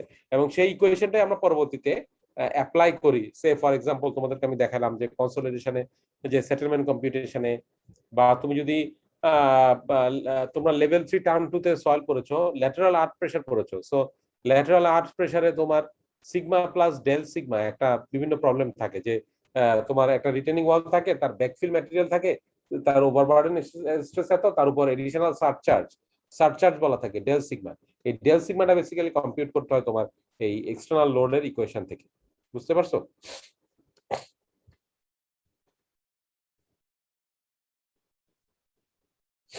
দেখো stress due to external load দেখো stress due to point load হচ্ছে বসিনেক্স উনি কিছু সিম্পলিফাইড অ্যাজাম্পশন, সয়েলকে একদম ইলাস্টিক ধরে, সয়েলকে হোমোজিনিয়াস আইসোট্রপিক এলিমেন্ট ধরে, এবং মেকানিক্সটিক্যালি উনি কিছু সলভ করে কিছু ইকুয়েশন দিয়েছেন, যেটা এখানে দেখো দেওয়া আছে। এবং এখানে দেখো ডেল আর ডেল থিটা, মানে আমরা পোলার কোঅর্ডিনেট সিস্টেম এখানে আমাদের মেইন কনসার্ন না, আমরা বেসিক্যালি কনসার্ন হচ্ছে ভার্টিক্যাল স্ট্রেস নিয়ে। সো কোনো একটা পয়েন্টে উনার তোমার সরি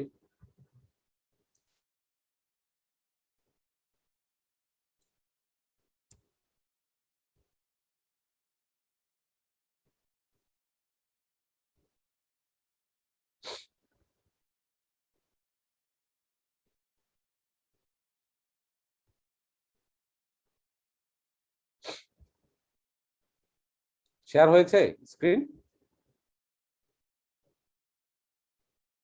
হ্যালো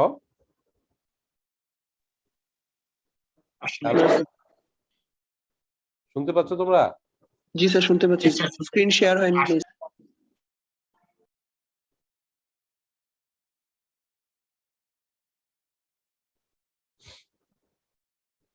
এখন শেয়ার হয়েছে?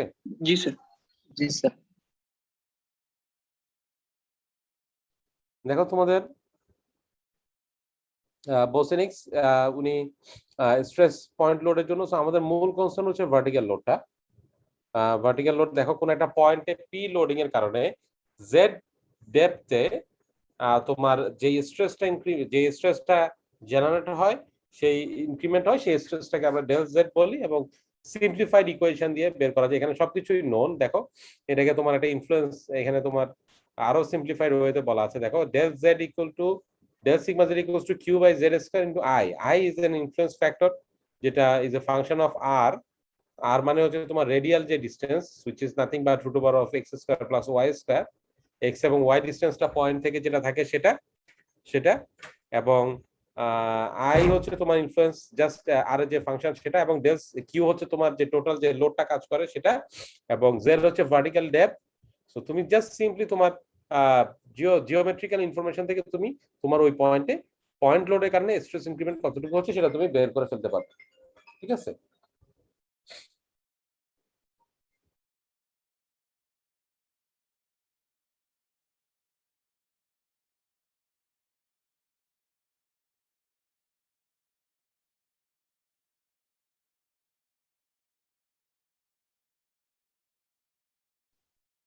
পয়েন্ট লোডটা কি স্যার কোন একটা ফাইলের লোডও হইতে পারে স্যার? তোমরা একটু ওয়েট করো, আমি আর ব্যাক করছি।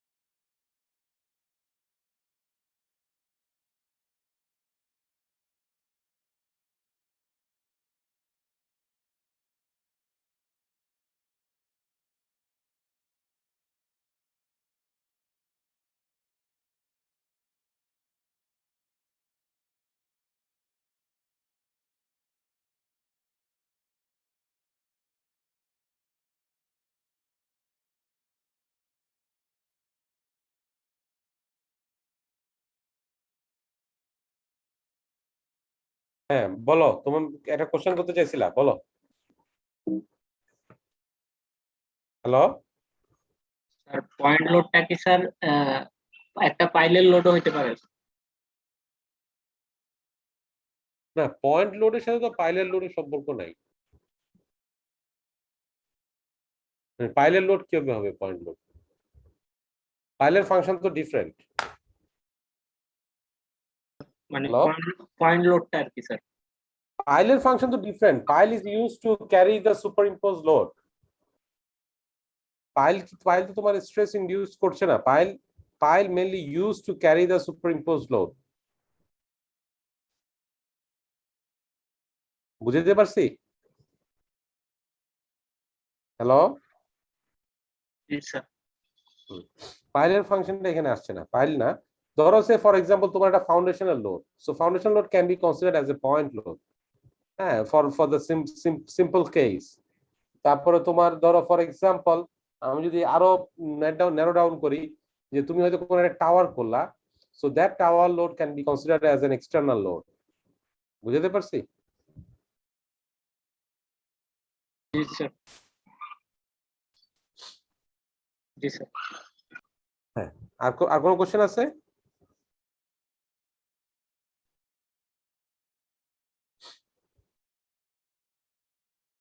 এখন দেখো ইউনিফর্ম স্ট্রেস, এটাও জাস্ট সিম্পলি স্ট্রিপ লোড যদি একটা সার্টেন পোর্শনে যদি ডিস্ট্রিবিউটেড থাকে, তখন তোমাকে তার স্ট্রেস ইনক্রিমেন্ট ক্যালকুলেট করা।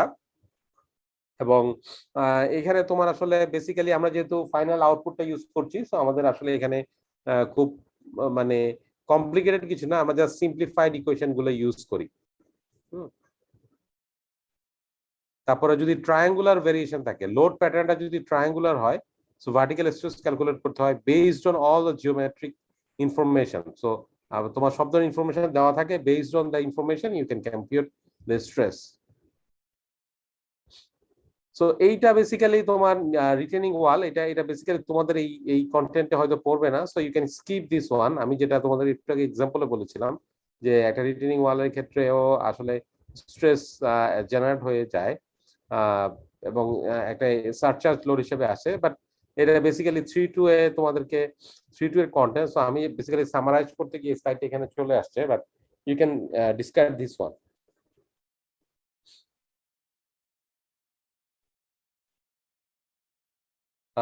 সার্কুলার এরিয়ার জন্য তোমার স্ট্রেস কেমন হয়? ধরো ফর এক্সাম্পল তুমি একটা এলিভেটেড, নট এলিভেটেড, তুমি ধরো একটা গ্রাউন্ড মাউন্টেড, তুমি হচ্ছে যে ওয়াটার ট্যাঙ্ক করলা, এলিভেটেড নয়, গ্রাউন্ড মাউন্টেড তুমি একটা ওয়াটার ট্যাঙ্ক করলা, সার্কুলার একটা ওয়াটার ট্যাঙ্ক করলা। এন্ড এই সার্কুলার ওয়াটার ট্যাঙ্কের কারণে তোমার গ্রাউন্ডে কি পরিমাণ স্ট্রেস জেনারেট হবে সেটা তুমি সিম্পলিফাইড ওয়েতে বের করতে পারবা ইউজিং দ্য ইকুয়েশন শোন অন দ্য স্লাইড।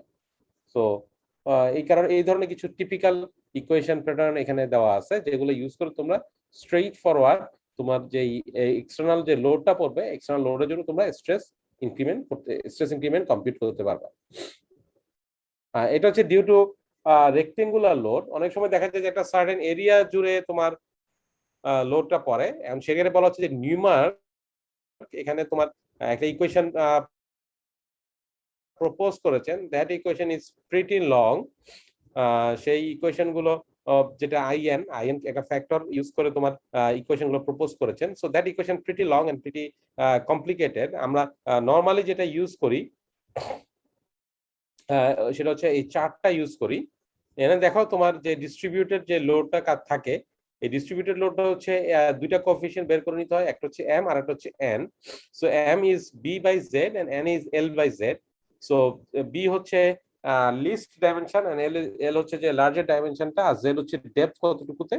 তো তোমার যদি কোন একটা পয়েন্টে রেক্টেঙ্গুলার মানে একটা সার্টেন এরিয়া জুড়ে যদি লোড কাজ করে, সো তুমি লোডটা কতটুকু উইডথে কাজ করতেছে সেটা তুমি জানো, এবং তোমার স্ট্রেস ইনক্রিমেন্টটা কতটুকু ডেপথে তোমাকে বের করতে হবে সেটা যদি তুমি জানো, দেন তুমি সিম্পল এই চার্টটা ইউজ করে তুমি তোমার স্ট্রেস ইনক্রিমেন্ট কতটুকু সেটা তুমি বের করে নিতে পারবা। এবং এটা খুব ইজি, যেহেতু তোমার এখানে আলটিমেটলি তেমন কোনো কিছু মুখস্থ করার দরকার হয় না, সিম্পল তুমি যদি চার্ট ইউজ করো তুমি স্ট্রেস ইনক্রিমেন্টটা বের করে নিতে পারবা। সো এটা হচ্ছে ওভারল্যাপিং। এটা বেসিক্যালি হচ্ছে যে তোমার বিভিন্ন পয়েন্ট দেওয়া আছে দেখো যে however the preceding slide gives stress increment under the corner of a rectangular footing. So এখানে দেখো এখানে এই যে ইকুয়েশনটা যেটার জন্য ডেরাইভ দেখো একটা যে কোনো একটা কর্নারে একটা রেক্টেঙ্গুলার ফুটিং এর বা একটা রেক্টেঙ্গুলার লোডেড এরিয়ার একটা কর্নারে যখন স্ট্রেস বের করতে হয় তখন স্ট্রেস বের করাটা আসলে এখানে এই সিম্পল ইকুয়েশন দিয়ে বা চার্টটা ইউজ করে তোমরা বের করতে পারবা বাট জিনিসটা কি হবে যদি তোমার এই ধরনের প্যাটার্ন হয় সো প্রথম ক্ষেত্রে দেখো কেস 1 বামের যে ফিগারটা যদি দেখো বামের ফিগারটাতে তুমি চিন্তা করো যে বামের ফিগারটাতে তোমার লোডটা A1 এক নাম্বার যে এরিয়া এক নাম্বার এরিয়ার কর্নারে সে কাজ করতেছে বাট সেকেন্ড ফিগারে যদি দেখো সে অনেকগুলো কর্নারের একটা এই যে বা সে একটা পয়েন্টে সে কাজ করছে তুমি 3 নাম্বার পয়েন্টে যদি দেখো সে আরেকটা পয়েন্টে কাজ করতেছে এক্সটার্নালি ওই রেক্টেঙ্গুলার এরিয়ার বাইরে সে কাজ করছে হ্যাঁ সিমিলারলি 4 নাম্বার ফিগার যখন দেখবা সে রেক্টেঙ্গুলার এরিয়ার বাইরে কাজ করতেছে সো এই ধরনের স্ট্রেস ইনক্রিমেন্টের এই ধরনের কেস যখন তোমাদের স্ট্রেস বের করতে হবে ইনক্রিমেন্ট তখন তোমরা কি হবে স্ট্রেস ইনক্রিমেন্টটা বের করবা সেটা দেখো সুপারপজিশনটা এখানে ইউজ করতে দেখো লেফট ফিগারটা খুব ক্লিয়ার যে এক নাম্বার এরিয়া তার কর্নারে সো তোমরা এখানে লোডেড এরিয়া থাকবে এক নাম্বার এরিয়াটা এবং এক নাম্বার এরিয়া লোডেড এরিয়ার জন্য তুমি এম বের করবা এন বের করবা এন্ড দেন তুমি গ্রাফ থেকে তুমি স্ট্রেস কতটুকু সেটা বের করবা সেকেন্ড যে ফিগারটা যেটা এখানে দেখতে পাচ্ছ তোমরা এখানে যে ফিগারটা দেখতে পাচ্ছ দেখো এখানে 4টা এরিয়া আছে 1 নাম্বার 2 নাম্বার 3 নাম্বার 4 নাম্বার এবং 4টারই সে তুমি যদি আলাদাভাবে চিন্তা করো 4টারই সে কর্নারে এসে পড়ছে সো দ্যাট এখানে তুমি যখন এই 4টা লোডের এরিয়ার জন্য তুমি যখন একদম এখানে তুমি যে পয়েন্টটাতে তোমার স্ট্রেস ইনক্রিমেন্ট বের করতে হচ্ছে তোমার 4টা পয়েন্টেরই কন্ট্রিবিউশন তোমাকে এখানে দিতে হবে সেটাই বলা হচ্ছে দেখো সিগমা ভার্টিক্যাল 1 নাম্বার এরিয়ার জন্য এম বের করবা এন বের করবা স্ট্রেস বের করবা 2 নাম্বার এরিয়ার জন্য ঠিক সিমিলার ওয়েতে বের করবা 3 নাম্বার এরিয়ার জন্য বের করবা 4 নাম্বার এরিয়ার জন্য বের করবা দেন সাম করলে তুমি এই পয়েন্টে এক্স্যাক্টলি তোমার এই পয়েন্টে স্ট্রেস ইনক্রিমেন্ট কতটুকু সেটা তুমি জানতে পারবে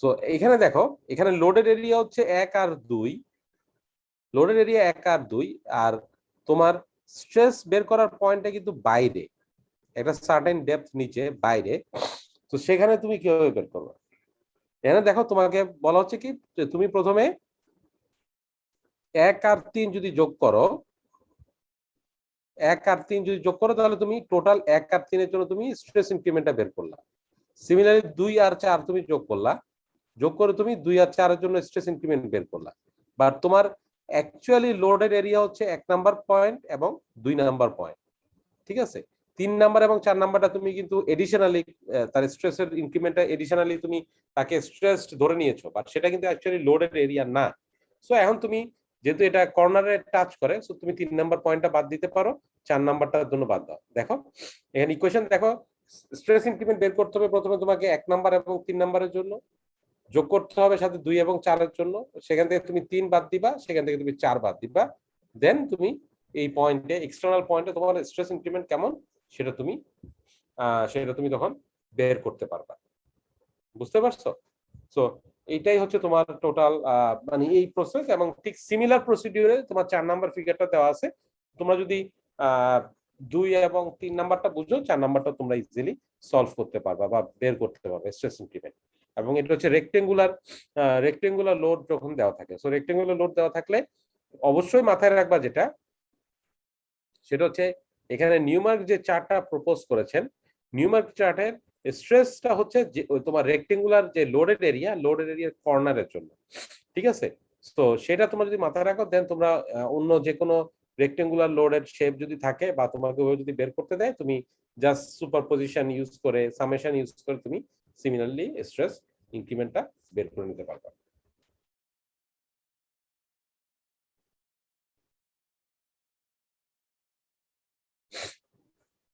স্ট্রেস ইনক্রিমেন্টে আরেকটা প্রসিডিউর আছে সেটা হচ্ছে তোমার 2:1 মেথড সেটা হচ্ছে in preliminary analysis of vertical stress under the centre of rectangular center geotechnical engineers often use an approximate method to horizontal by vertical 2:1 method so the surface load on the area so দেখো তোমার সারফেসে লোডটা কাজ করতেছে কত এরিয়ার উপরে b into l যেটা Z ডেপথে গিয়ে 2:1 যে স্লোপ 2:1 স্লোপে গিয়ে B plus Z into L plus Z হবে, ঠিক আছে, B plus Z into L plus Z, এবং এই যে ডিস্ট্রিবিউশনটা হবে এই স্লোপটা হচ্ছে 2:1, ঠিক আছে।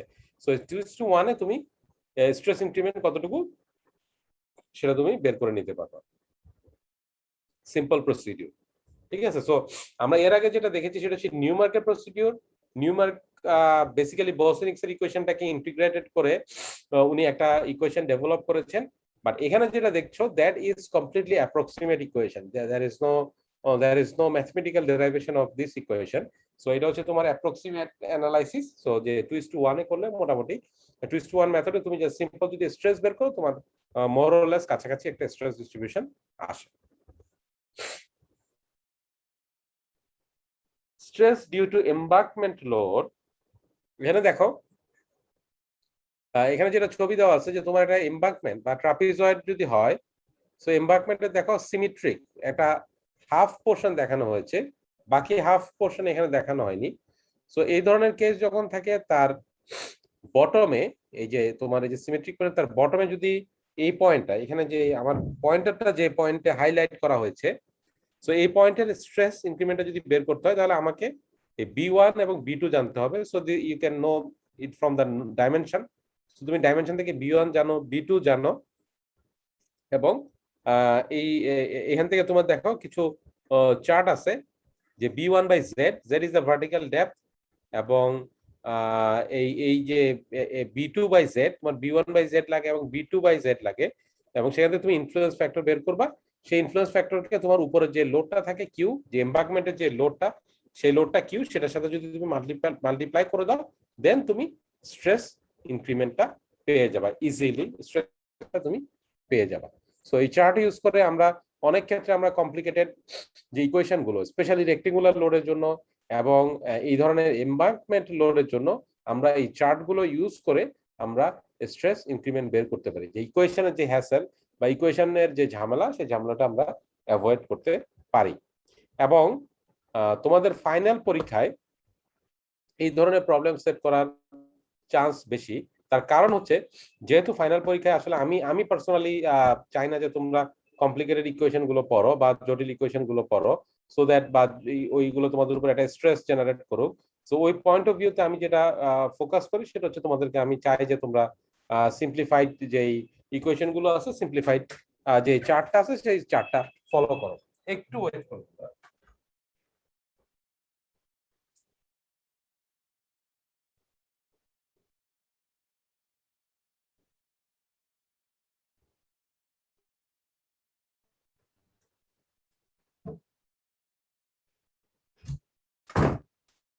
হ্যালো, তোমরা কি শুনতে পাচ্ছ? জি স্যার। এটা হচ্ছে তোমার স্ট্রেস ইনক্রিমেন্ট এমবার্কমেন্ট লোডের জন্য। এরপর হচ্ছে প্রেসার বাল্ব বা প্রেসার আইসোবার, সেটা কি তোমাদের সাথে আমি ডিসকাস করেছিলাম?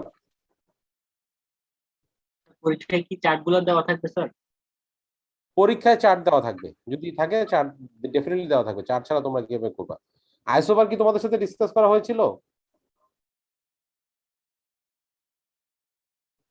না স্যার। আচ্ছা, আইসোবারটা আমি তোমাদের সাথে ডিসকাস করব, তার আগে তোমরা আমাকে বেসিক্যালি 4-5 মিনিট একটু সময় দিতে হবে, কারণ আমার বাসায় আমার ইন্টারনেটের লাইন গতকালকে ডিসকানেক্ট হয়ে গেছে, তারা আসছে যে ইন্টারনেটের প্রবলেম সলভ করার জন্য। আমি একটু দরজাটা খুলে দিয়ে আসি, ঠিক আছে?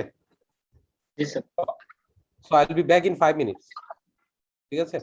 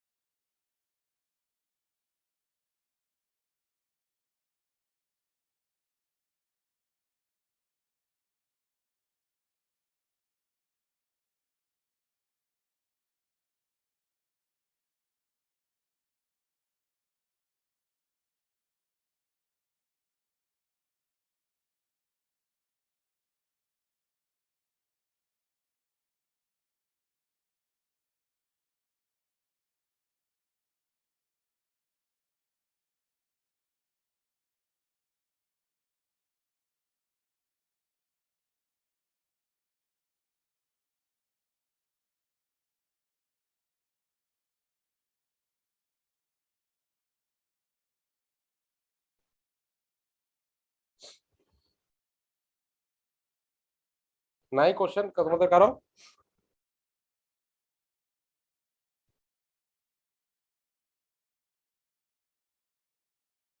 আচ্ছা আপাতত নাই স্যার।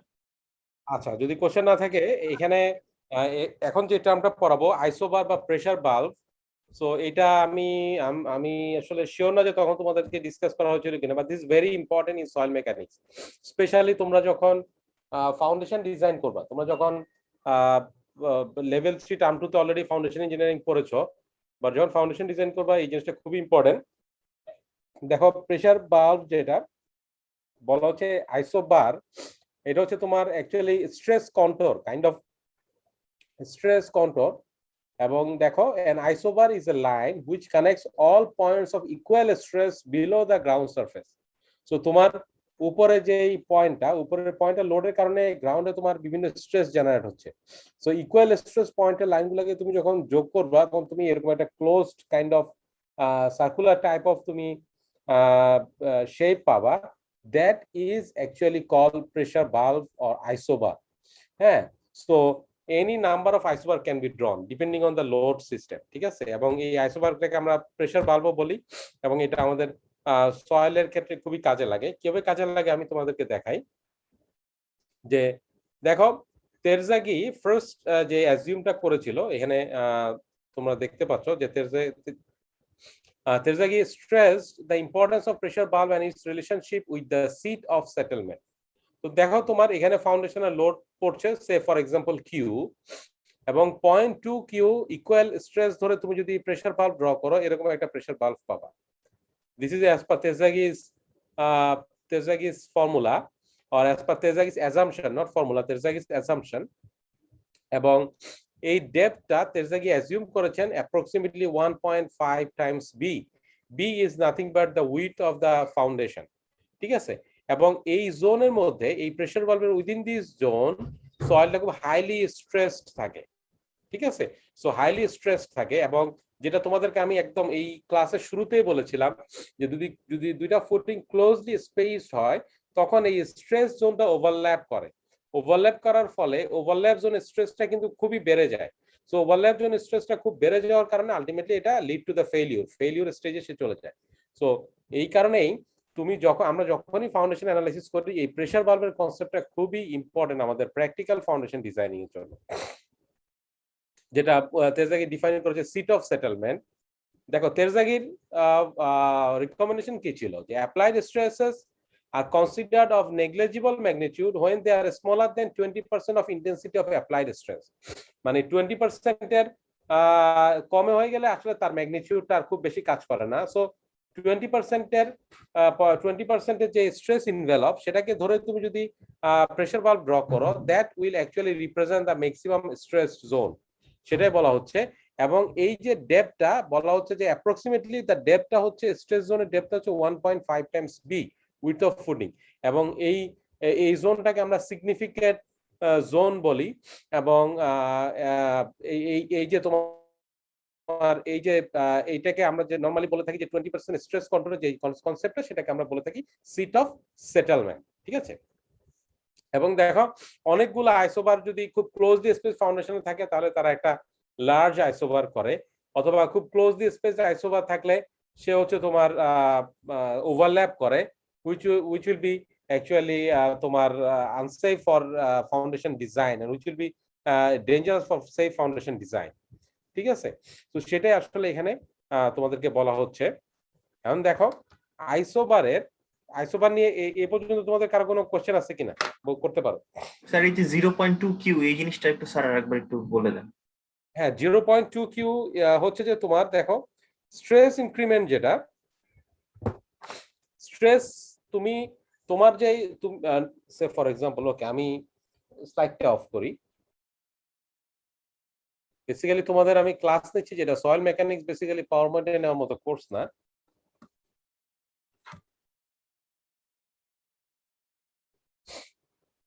দেখো তোমাদের ওয়াইড স্ক্রিন শেয়ার হয়েছে? জি স্যার। হ্যাঁ, দেখো তোমাদের স্ট্রেস যখন এই লোডটা যখন পড়তেছে, সে ফর এক্সাম্পল কিউ একটা লোড তোমার পড়ছে, সো এই কিউ লোডটা পড়ার কারণে বিভিন্ন পয়েন্টে স্ট্রেস জেনারেট হচ্ছে। সো তেরজাগি অ্যাজিউম করেছে যে এই যে টোটাল যে লোড, এই লোডের 0.2 কিউ যেটা, এই 0.2 কিউ স্ট্রেস ইনক্রিমেন্ট যেটা, এটার এটার নিচে গেলে সে 0.1 বা 0.19 সেটা নিয়ে গেলে আর খুব একটা ইফেক্ট আসে না। সো তুমি তো জানো যে বিভিন্ন পয়েন্টে স্ট্রেস ইনক্রিমেন্ট কেমন হচ্ছে। সে ফর এক্সাম্পল তুমি বসিনেক্স ইকুয়েশন দ্বারা বা অন্য কোনো কিছু দ্বারা তুমি বের করতে পারতেছো যে বিভিন্ন পয়েন্টে স্ট্রেস ইনক্রিমেন্ট কেমন হচ্ছে। সো এই 0.2 কিউ মানে তোমার যে স্ট্রেস ইনক্রিমেন্টটা ডেল সিগমাটা, তুমি 0.2 কিউ যদি চিন্তা করো, 0.2 কিউ ধরে তুমি যে প্রেসার বাল্বটা ড্র করবা, ধরা হয়ে থাকে সেই প্রেসার বাল্বটা হচ্ছে হেভিলি স্ট্রেসড জোন। ঠিক আছে, এবং তেরজাগি অ্যাজিউম করেছেন যে এই ডেপটা হবে 1.5 times B, width of the footing. ঠিক আছে, সো এইভাবেই উনি বেসিক্যালি এই জিনিসটা অ্যাজিউম করেছেন। 0.2 কিউটা বুঝতে পেরেছো এখন? জি স্যার। এখন দেখো এইটার অ্যাপ্লিকেশনটা কোথায়। ফাউন্ডেশন ডিজাইনে তোমরা তো সয়েল 2 পড়েছো না, বিয়ারিং ক্যাপাসিটি পড়েছো তো শ্যালো ফাউন্ডেশনের জন্য, তাই না?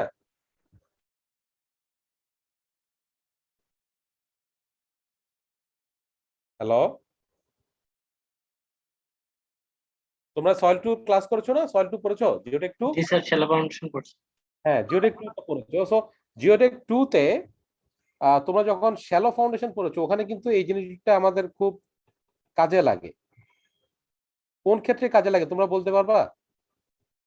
এই প্রেসার ভালভের এই কনসেপ্টটা বা এই যে 1.5 বি বললাম, এটা প্র্যাকটিক্যালি কোথায় কাজে লাগে বলতে পারবা?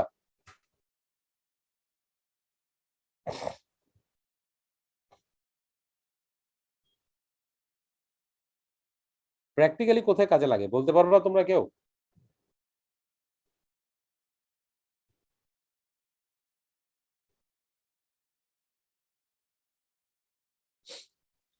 Foundation Anybody? ডেপথ ইয়া করতে নাকি স্যার? হ্যাঁ, ফাউন্ডেশনের ডেপথ ডেপথ কি করবা?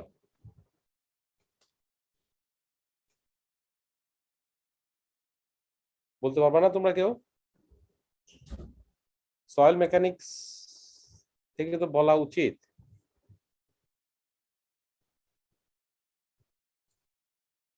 এনিবডি? আমার ইন্টারনেটে কাজ করতেছে। এনিবডি, কেউ বলতে পারবা কোন বই পড়েছো সয়েল 2 এর জন্য?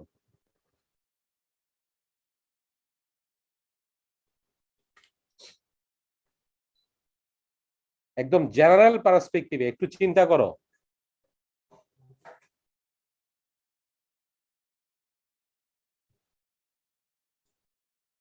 শাফকাত, স্যার বলো। স্যার এটা আসলে অনেক আগে পড়ছি তো স্যার, হঠাৎ করে আসলে মনে পড়তেছে না। মনে পড়তেছে না? আচ্ছা, শ্যালো ফাউন্ডেশনটা কখন অ্যাপ্লাই করে? যখন স্যার মানে শক্ত কোনো লেয়ার হচ্ছে কাছাকাছি পাওয়া যায়। হ্যাঁ, সো সরি ভাই, ধরো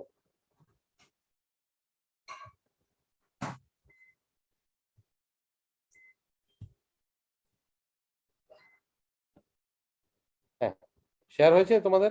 আমার হোয়াইট স্ক্রিনটা শেয়ার হয়েছে? জি স্যার। আচ্ছা,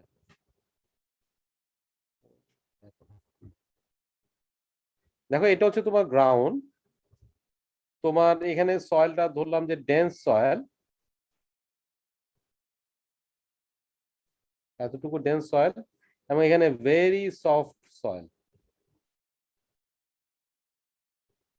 ঠিক আছে, এখন তুমি ধরলা যে এটা ডেপথ ধরো হচ্ছে 6 ফিট, ধরো ডেপথ হচ্ছে 6 ফিট। এখন তুমি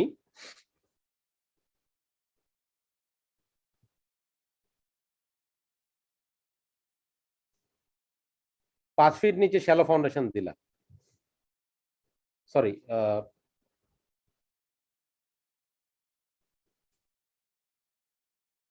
5 ফিট নিচে শ্যালো ফাউন্ডেশন দিলা। সো তোমাদের কমেন্ট কি এখন?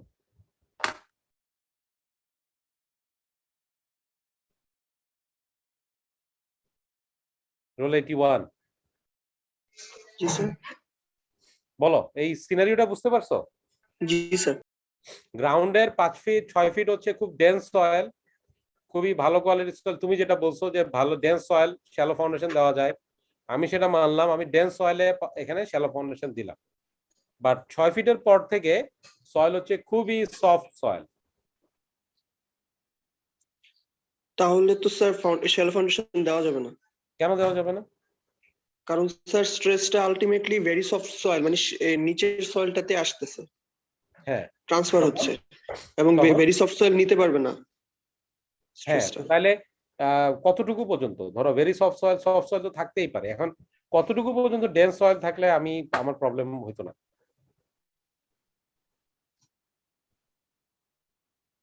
সেটা স্যার বলতে পারতেছি না।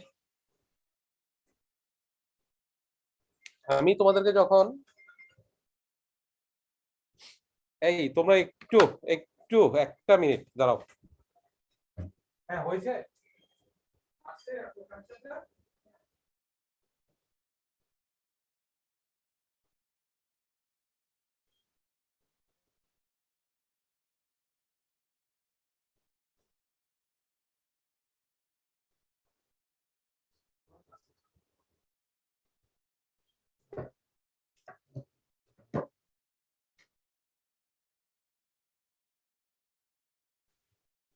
হ্যাঁ আসছে, থ্যাংক ইউ।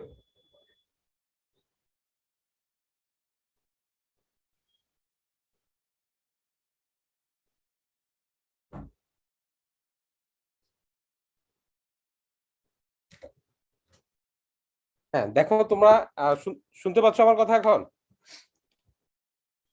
Hello hello. হ্যাঁ দেখো, জি স্যার, শুনতে এখানে, পাচ্ছি। হ্যাঁ এখানে দেখো 5 ফিট, তাহলে আমি কতটুকু আমার সফট সয়েল থাকতেই পারে, আর আমার ডেন্স সয়েল কতটুকু হলে আমি শ্যালো করতে পারবো, কোনো আইডিয়া?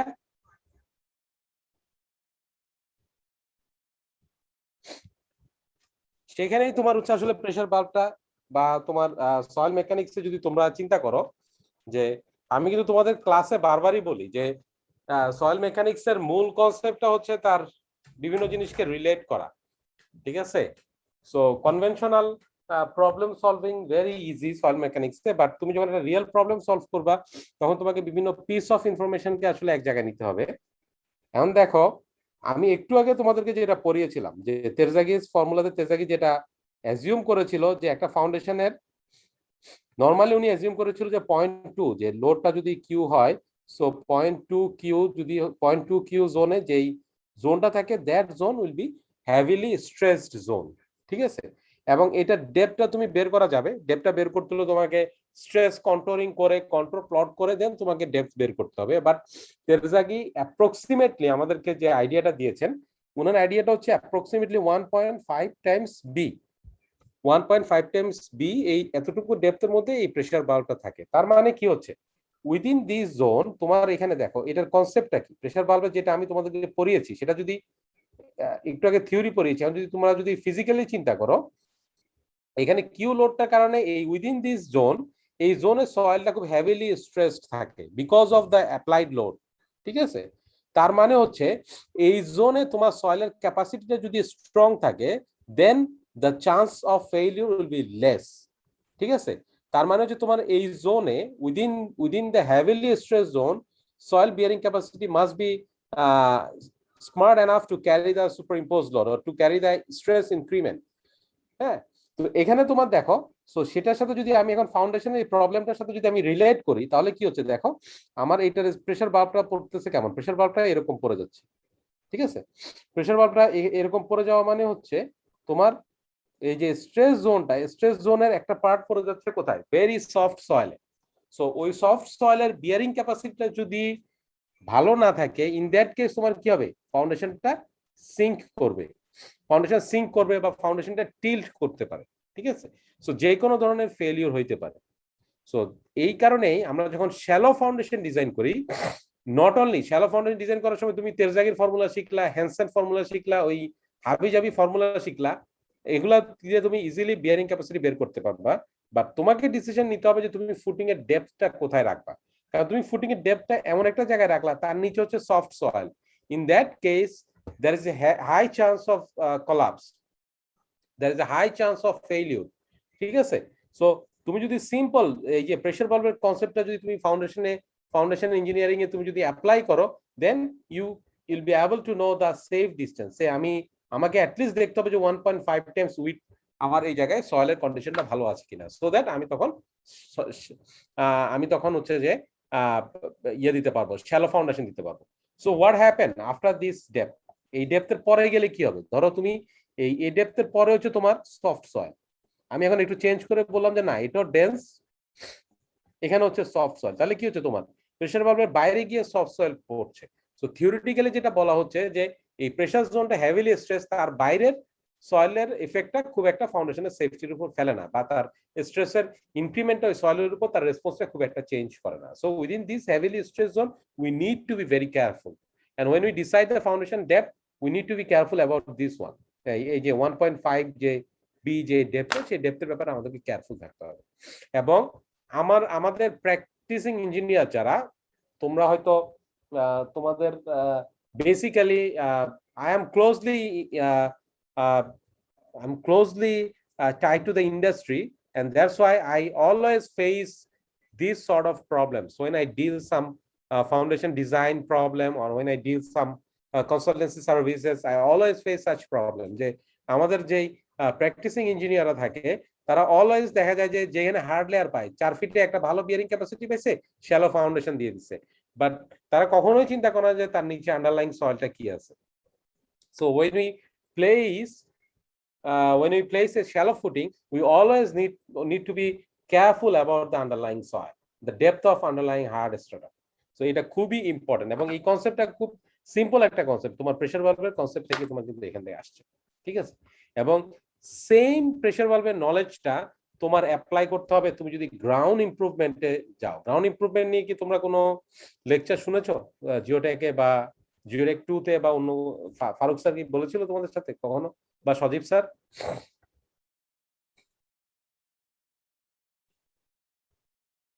হ্যালো,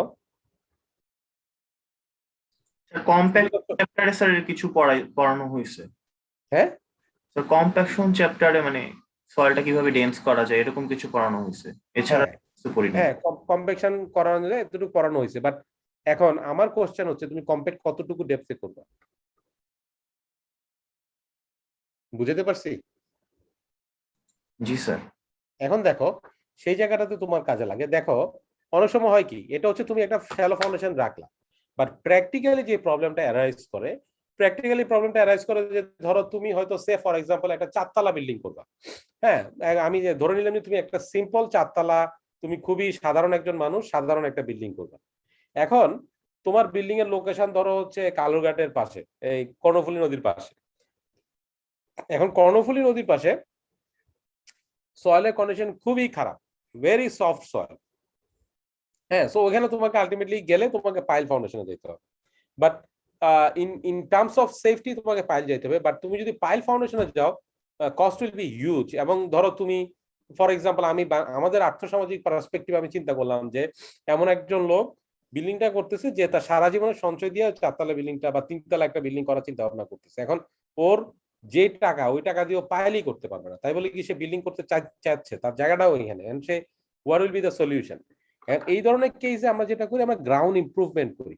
আমাদের অনেক ইঞ্জিনিয়াররা এই গ্রাউন্ড ইমপ্রুভমেন্ট করে। গ্রাউন্ড ইমপ্রুভমেন্টটা কিরকম, যেটা তোমরা পড়েছো যে হ্যাঁ ওকে ফাইন, আমার এই জায়গায় মাটিটা তুলে ফেলে আমি এখানে কম্প্যাকশন করলাম। এই যে তুমি বালি ফেলে খুব ভালো করে কম্প্যাকশন করলাম, ঠিক আছে? কম্প্যাকশন করে তার উপরে তুমি ফাউন্ডেশনটা দাও, কম্প্যাকশন করে তার উপরে তুমি ফাউন্ডেশনটা প্লেস করলে,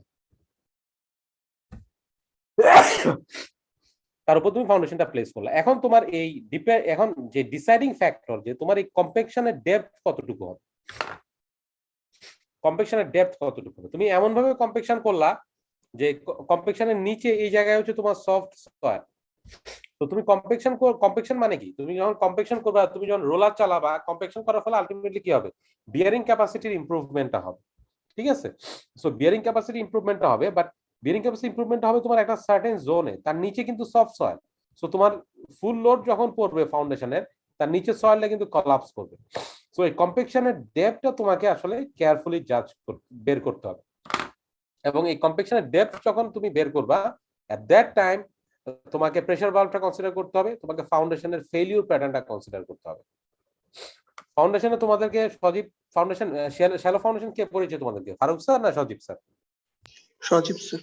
হ্যাঁ সজীব স্যার, ও নিশ্চয়ই তোমাদেরকে আরেকটা জিনিস পড়িয়েছে যে ফাউন্ডেশনের ফেলিউর টাইপস গুলো পড়িয়েছে, নিশ্চয়ই ফেলিউর মোড গুলো মনে আছে? Local share, punching share, general share, নাম শুনছো? জি মনে স্যার। আছে? মনে আছে শেয়ার ফেলিউর গুলো? হ্যালো, শুনতে পাচ্ছ? জি স্যার, শুনতে পাচ্ছি। হ্যাঁ, এই তিনটা ফেলিউরের নাম কি মনে আছে?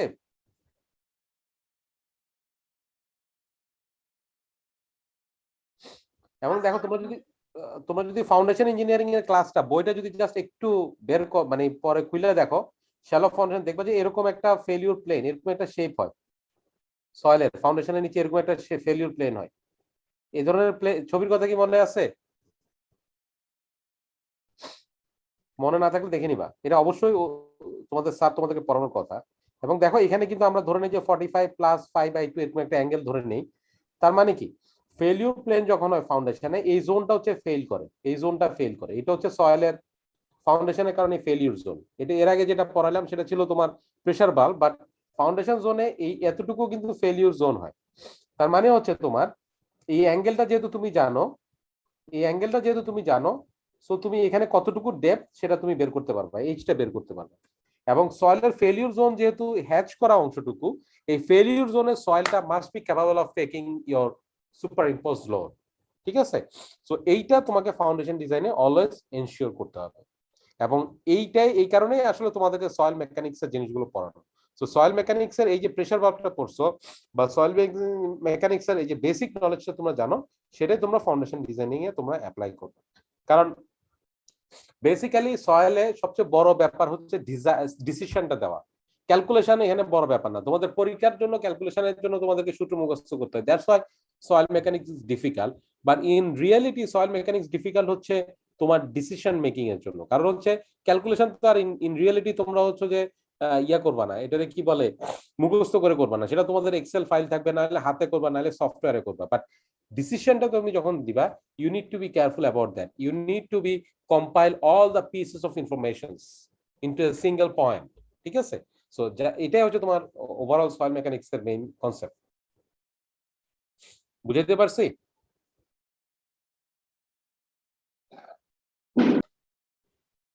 দেখো আরেকটা ছোট জিনিস বলি, প্রেসার ভালভে তোমাদেরকে আমি প্রেসার ভালভে যখন একটু আগে যখন বারবার আজকে ক্লাসে বলছিলাম যে প্রেসার ভালভ কি হয়, দুইটা ফুটিং যদি ক্লোজলি স্পেসড হয়,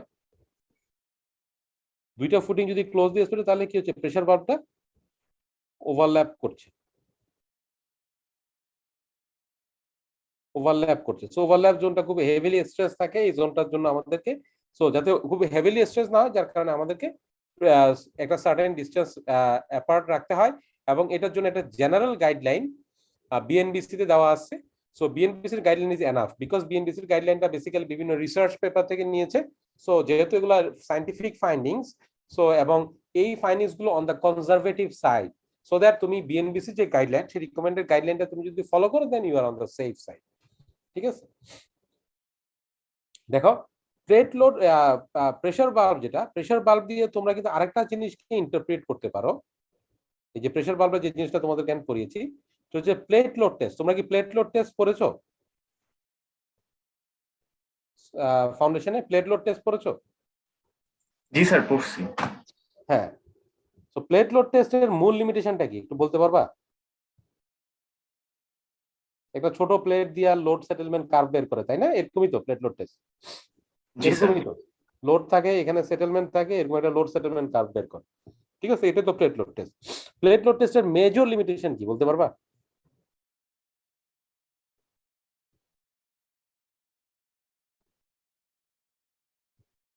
লিমিটেশনটা জানো? জানা যতটুকু কথা। এরিয়াতে আমরা লোডটা অ্যাপ্লাই করি, ওই এরিয়াটা আমরা নেই না, আমরা নেই যে যতটুকু বোর করছে ওই এরিয়াটা। প্লেটের সাইজ কত তোমার? একটা প্লেট বোধহয় 2 ফিট বাই 2 ফিট একটা প্লেটের সাইজ থাকে, তাই না? 600 মিলিমিটার বাই 600 মিলিমিটার এরকম, তাই তো? সো একটা প্লেটের উপর তুমি যখন লোডটা দিচ্ছ, লোডটা কি অনেক কম থাকতেছে, 2 ফিট বাই 2 ফিট একটা জায়গার উপর তুমি লোডটা দিচ্ছ। সো একটা plate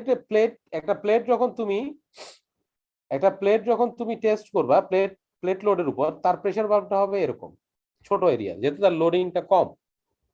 but in reality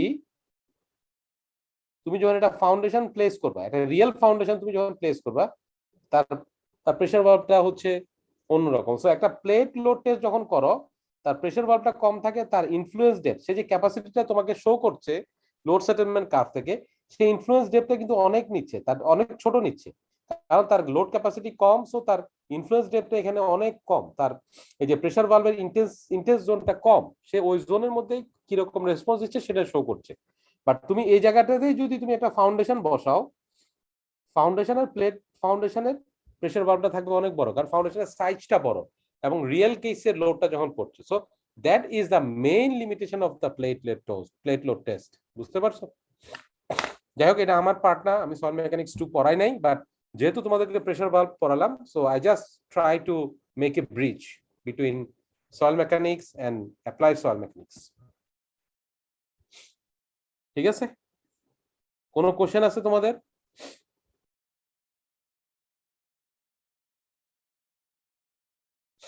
stress নিয়ে তোমাদের কোনো কোশ্চেন আছে?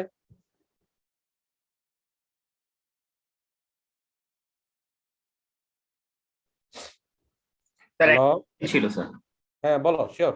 স্যার যেসব জায়গায় স্যার আসলে ক্যালকুলেশন করে দেখতেছি যে ফাউন্ডেশনটা আসলে খুব মানে কাছাকাছি বসাইতে হবে, নরমালি দেখা যায় সেসব জায়গায় ফাউন্ডেশন গুলো এভাবে না বসে একটা ম্যাট ফাউন্ডেশন দেওয়া হয়।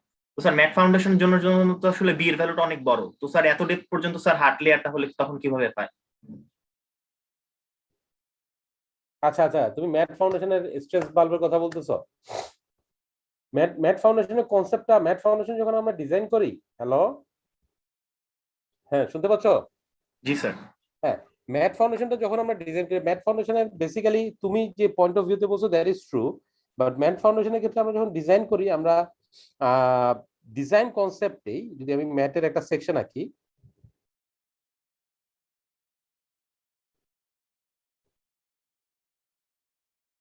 বিভিন্ন কলাম, সো অনেকগুলো কলাম নিয়ে তোমার একটা ম্যাট ফাউন্ডেশন দিচ্ছ তুমি, ঠিক আছে?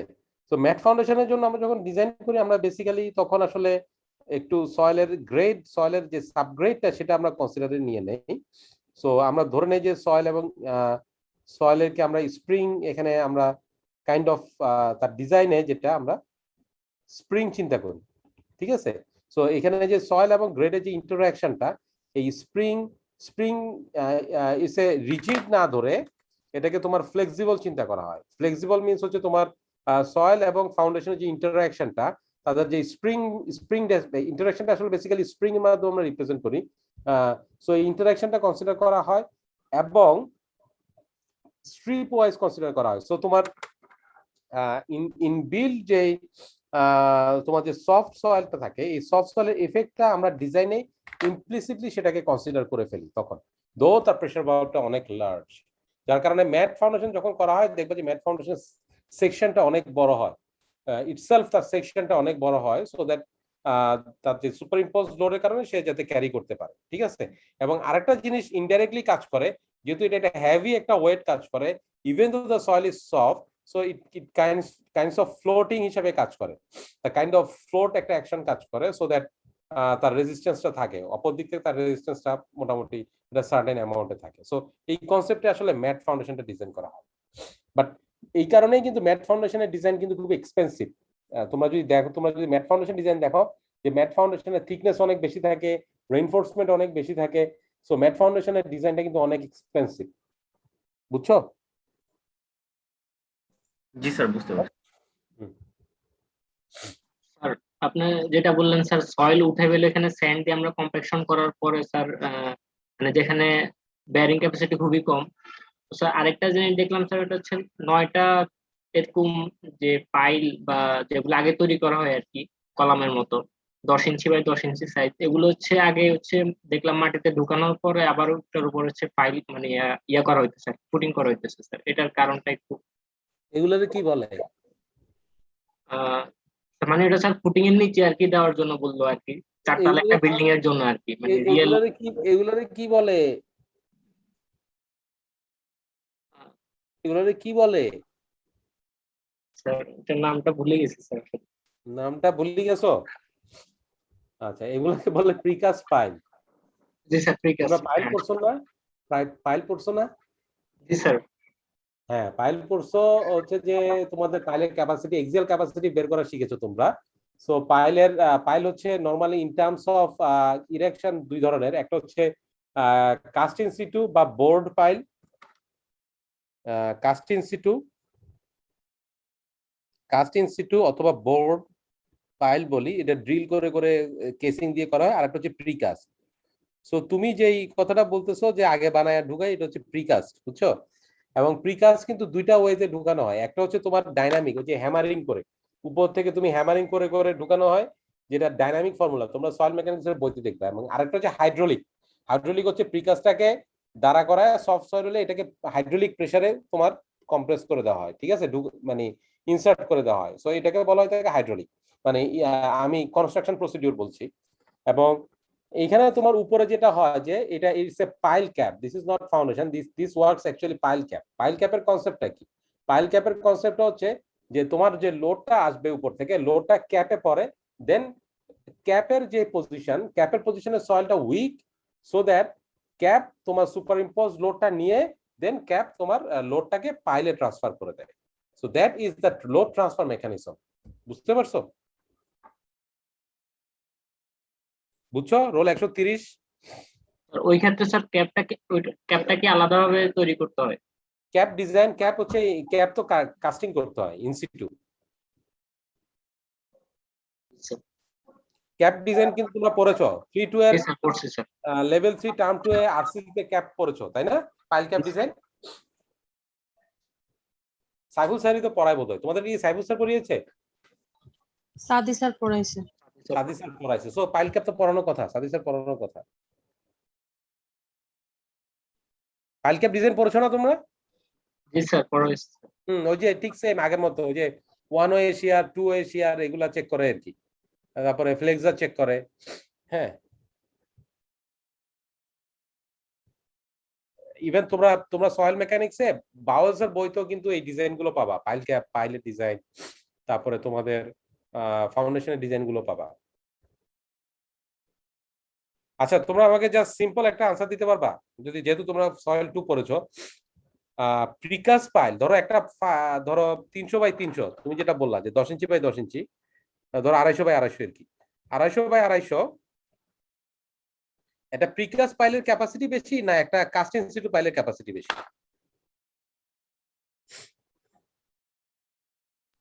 প্রিকাস্ট পাইলের। প্রিকাস্ট পাইলের ক্যাপাসিটিটা বেশি।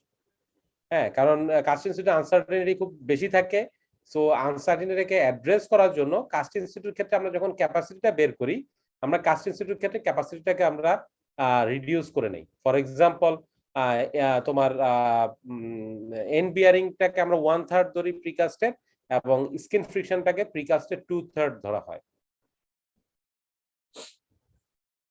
এবং এটা তোমরা দেখবা যে বিএনবিসি তো আছে, যে কোনো সয়েল মেকানিক্স এর বইতেই তোমরা সেম জিনিসটাই পাবা। বেসিক্যালি আমি বিএনবিসির যে কথাগুলো বলি, বিএনবিসি আমাদের মানে ভেরি আনফরচুনেট যে আমাদের বর্তমান বিএনবিসি যারা করছে বুয়েট এবং এইচবিআরআই, তারা আসলে মানে তারা তোমাদের সেশনালের মতোই কাজ করছে আর কি। আমরা যখন সেশনাল লেখার সময় বিভিন্ন জায়গাতে কপি পেস্ট করি না, ওরা বিভিন্ন জায়গাতে কপি পেস্ট করছে, কপি পেস্ট করতে গিয়ে প্রচুর বানান ভুল, প্রচুর গ্রামাটিক্যাল ভুল, প্রচুর উল্টাপাল্টা ইনফরমেশন দিয়ে রাখছে। আমি তো জাস্ট অনেক ক্ষেত্রে বলি যে বিএনবিসিটা আমাদের ছাত্রদের, ছাত্র মানে কি আবার ওই আমার মতো একটু ভদ্র নকলবাজ না, আর মানে একটু যারা ধরো খুবই রাফ এন্ড টাফ, এক একজনের থেকে এক এক পেজ দেখা লেখে, ওইরকম করছে বিএনবিসি। যাই হোক, তোমার কোনো কোশ্চেন আছে আর?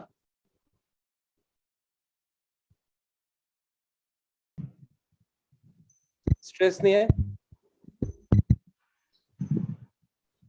প্রশ্ন তো করো হাতে গোনা 3-4 জন, যারা প্রশ্ন করো তাদের কোনো প্রশ্ন আছে কিনা?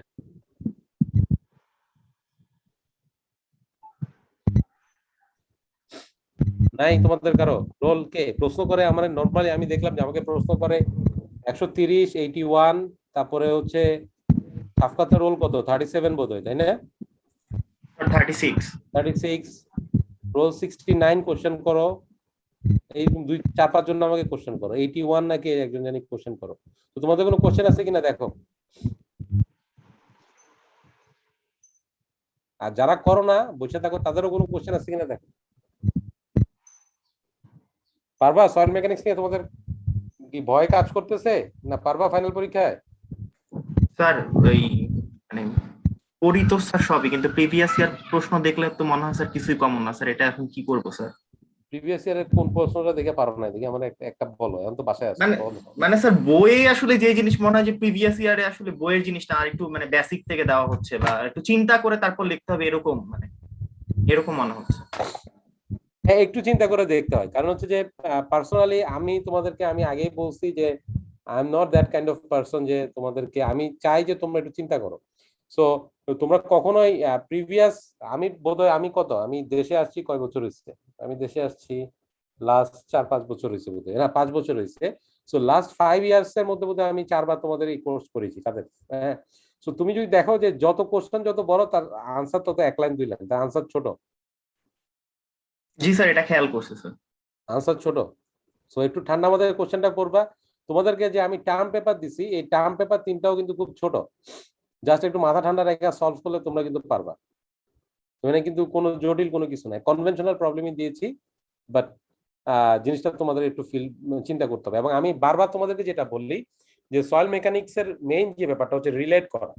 সো আমি চেষ্টা করি তোমাদেরকে ইনফরমেশন গুলো দিতে যেটা আমি ফেস করেছি বিভিন্ন জায়গায়, যেটা আমি আসলে আমাকে শেখার জন্য কষ্ট করা লাগছে। তো সেই জিনিসটা আমি তোমাদের সাথে শেয়ার করি যাতে তোমরা, এবং এটা হয়েছে যেহেতু আমি আগেই বলেছি যে যেহেতু I am closely tied to industry, so industrial, যার কারণে আমি দেখেছি যে একটা রিয়েল লাইফ প্রবলেম কিরকম হইতে পারে, একটা রিয়েল সিনারিওতে কি ফেস করে, ঠিক আছে? সো ওই জিনিসগুলো আমি তোমাদের সাথে শেয়ার করি। আর কনভেনশনাল জিনিসগুলো, যার কারণে আমি তোমাদেরকে অলওয়েজ আমি তোমাদেরকে রিকোয়েস্ট করি যে অ্যাটলিস্ট ক্লাসটা একটু ঠান্ডা মাথায় খেয়াল করার জন্য। তার কারণ হচ্ছে যে বইতে যেটা আছে, বইতে বিএম দাস যদি তোমরা ফলো করো, বিএম দাসের বইতে যেগুলো আছে এগুলা তোমরা পড়লেই পারবা, ইউ আর ক্যাপাবল। তোমাদের এটা কোনো টিচার তোমাদেরকে ক্লাস নেওয়া লাগবে না। সো আমি যে rather I am interested to share my experience with you, so that তোমরা যাতে কিছু এক্সপেরিয়েন্স গেদার করো যে হোয়াট হ্যাপেন অ্যাকচুয়ালি যে ইন রিয়েলিটি। ঠিক আছে? সো একটু ঠান্ডা মাথায় চিন্তা করো, আমার মনে প্রবলেম সলভ করতে পারবে। বলো। আমাদের আরেকটা ক্লাস কি স্যার কালকে স্যার? হ্যাঁ, আরেকটা ক্লাস তোমাদের হচ্ছে আজকে। তো ভাবছিলাম তোমাদের আরেকটু নিবো, কিন্তু আজকে আসলে অনেকটু নিয়ে ফেলছি। তোমাদের আরেকটা ক্লাস কালকে পারবো না। কালকে হচ্ছে আমি হচ্ছে চিটং এর বাইরে থাকবো আমার একটা পার্সোনাল কাজে। আমি হচ্ছে যে তোমাদের ক্লাসটা নিবো মঙ্গলবারে। তোমাদের যারা সনাতনী, তোমাদের পূজা শুরু কবে থেকে?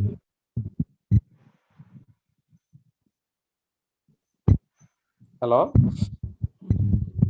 কালকে থেকেই তো স্যার পূজা স্টার্ট হয়, মানে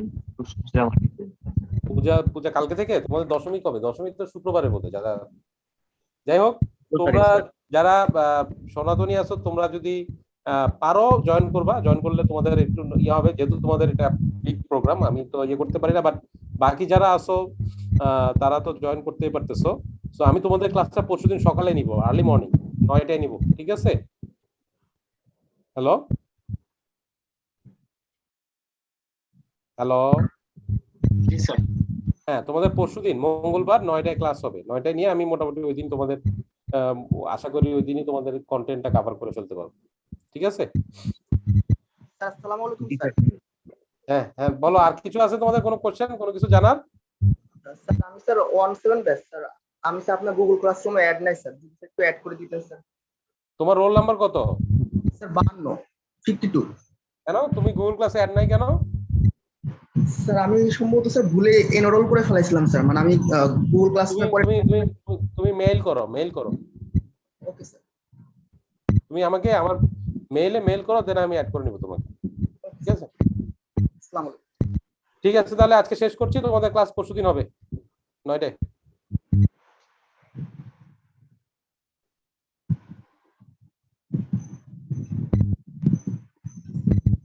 আসসালামু আলাইকুম। ওয়ালাইকুম আসসালাম।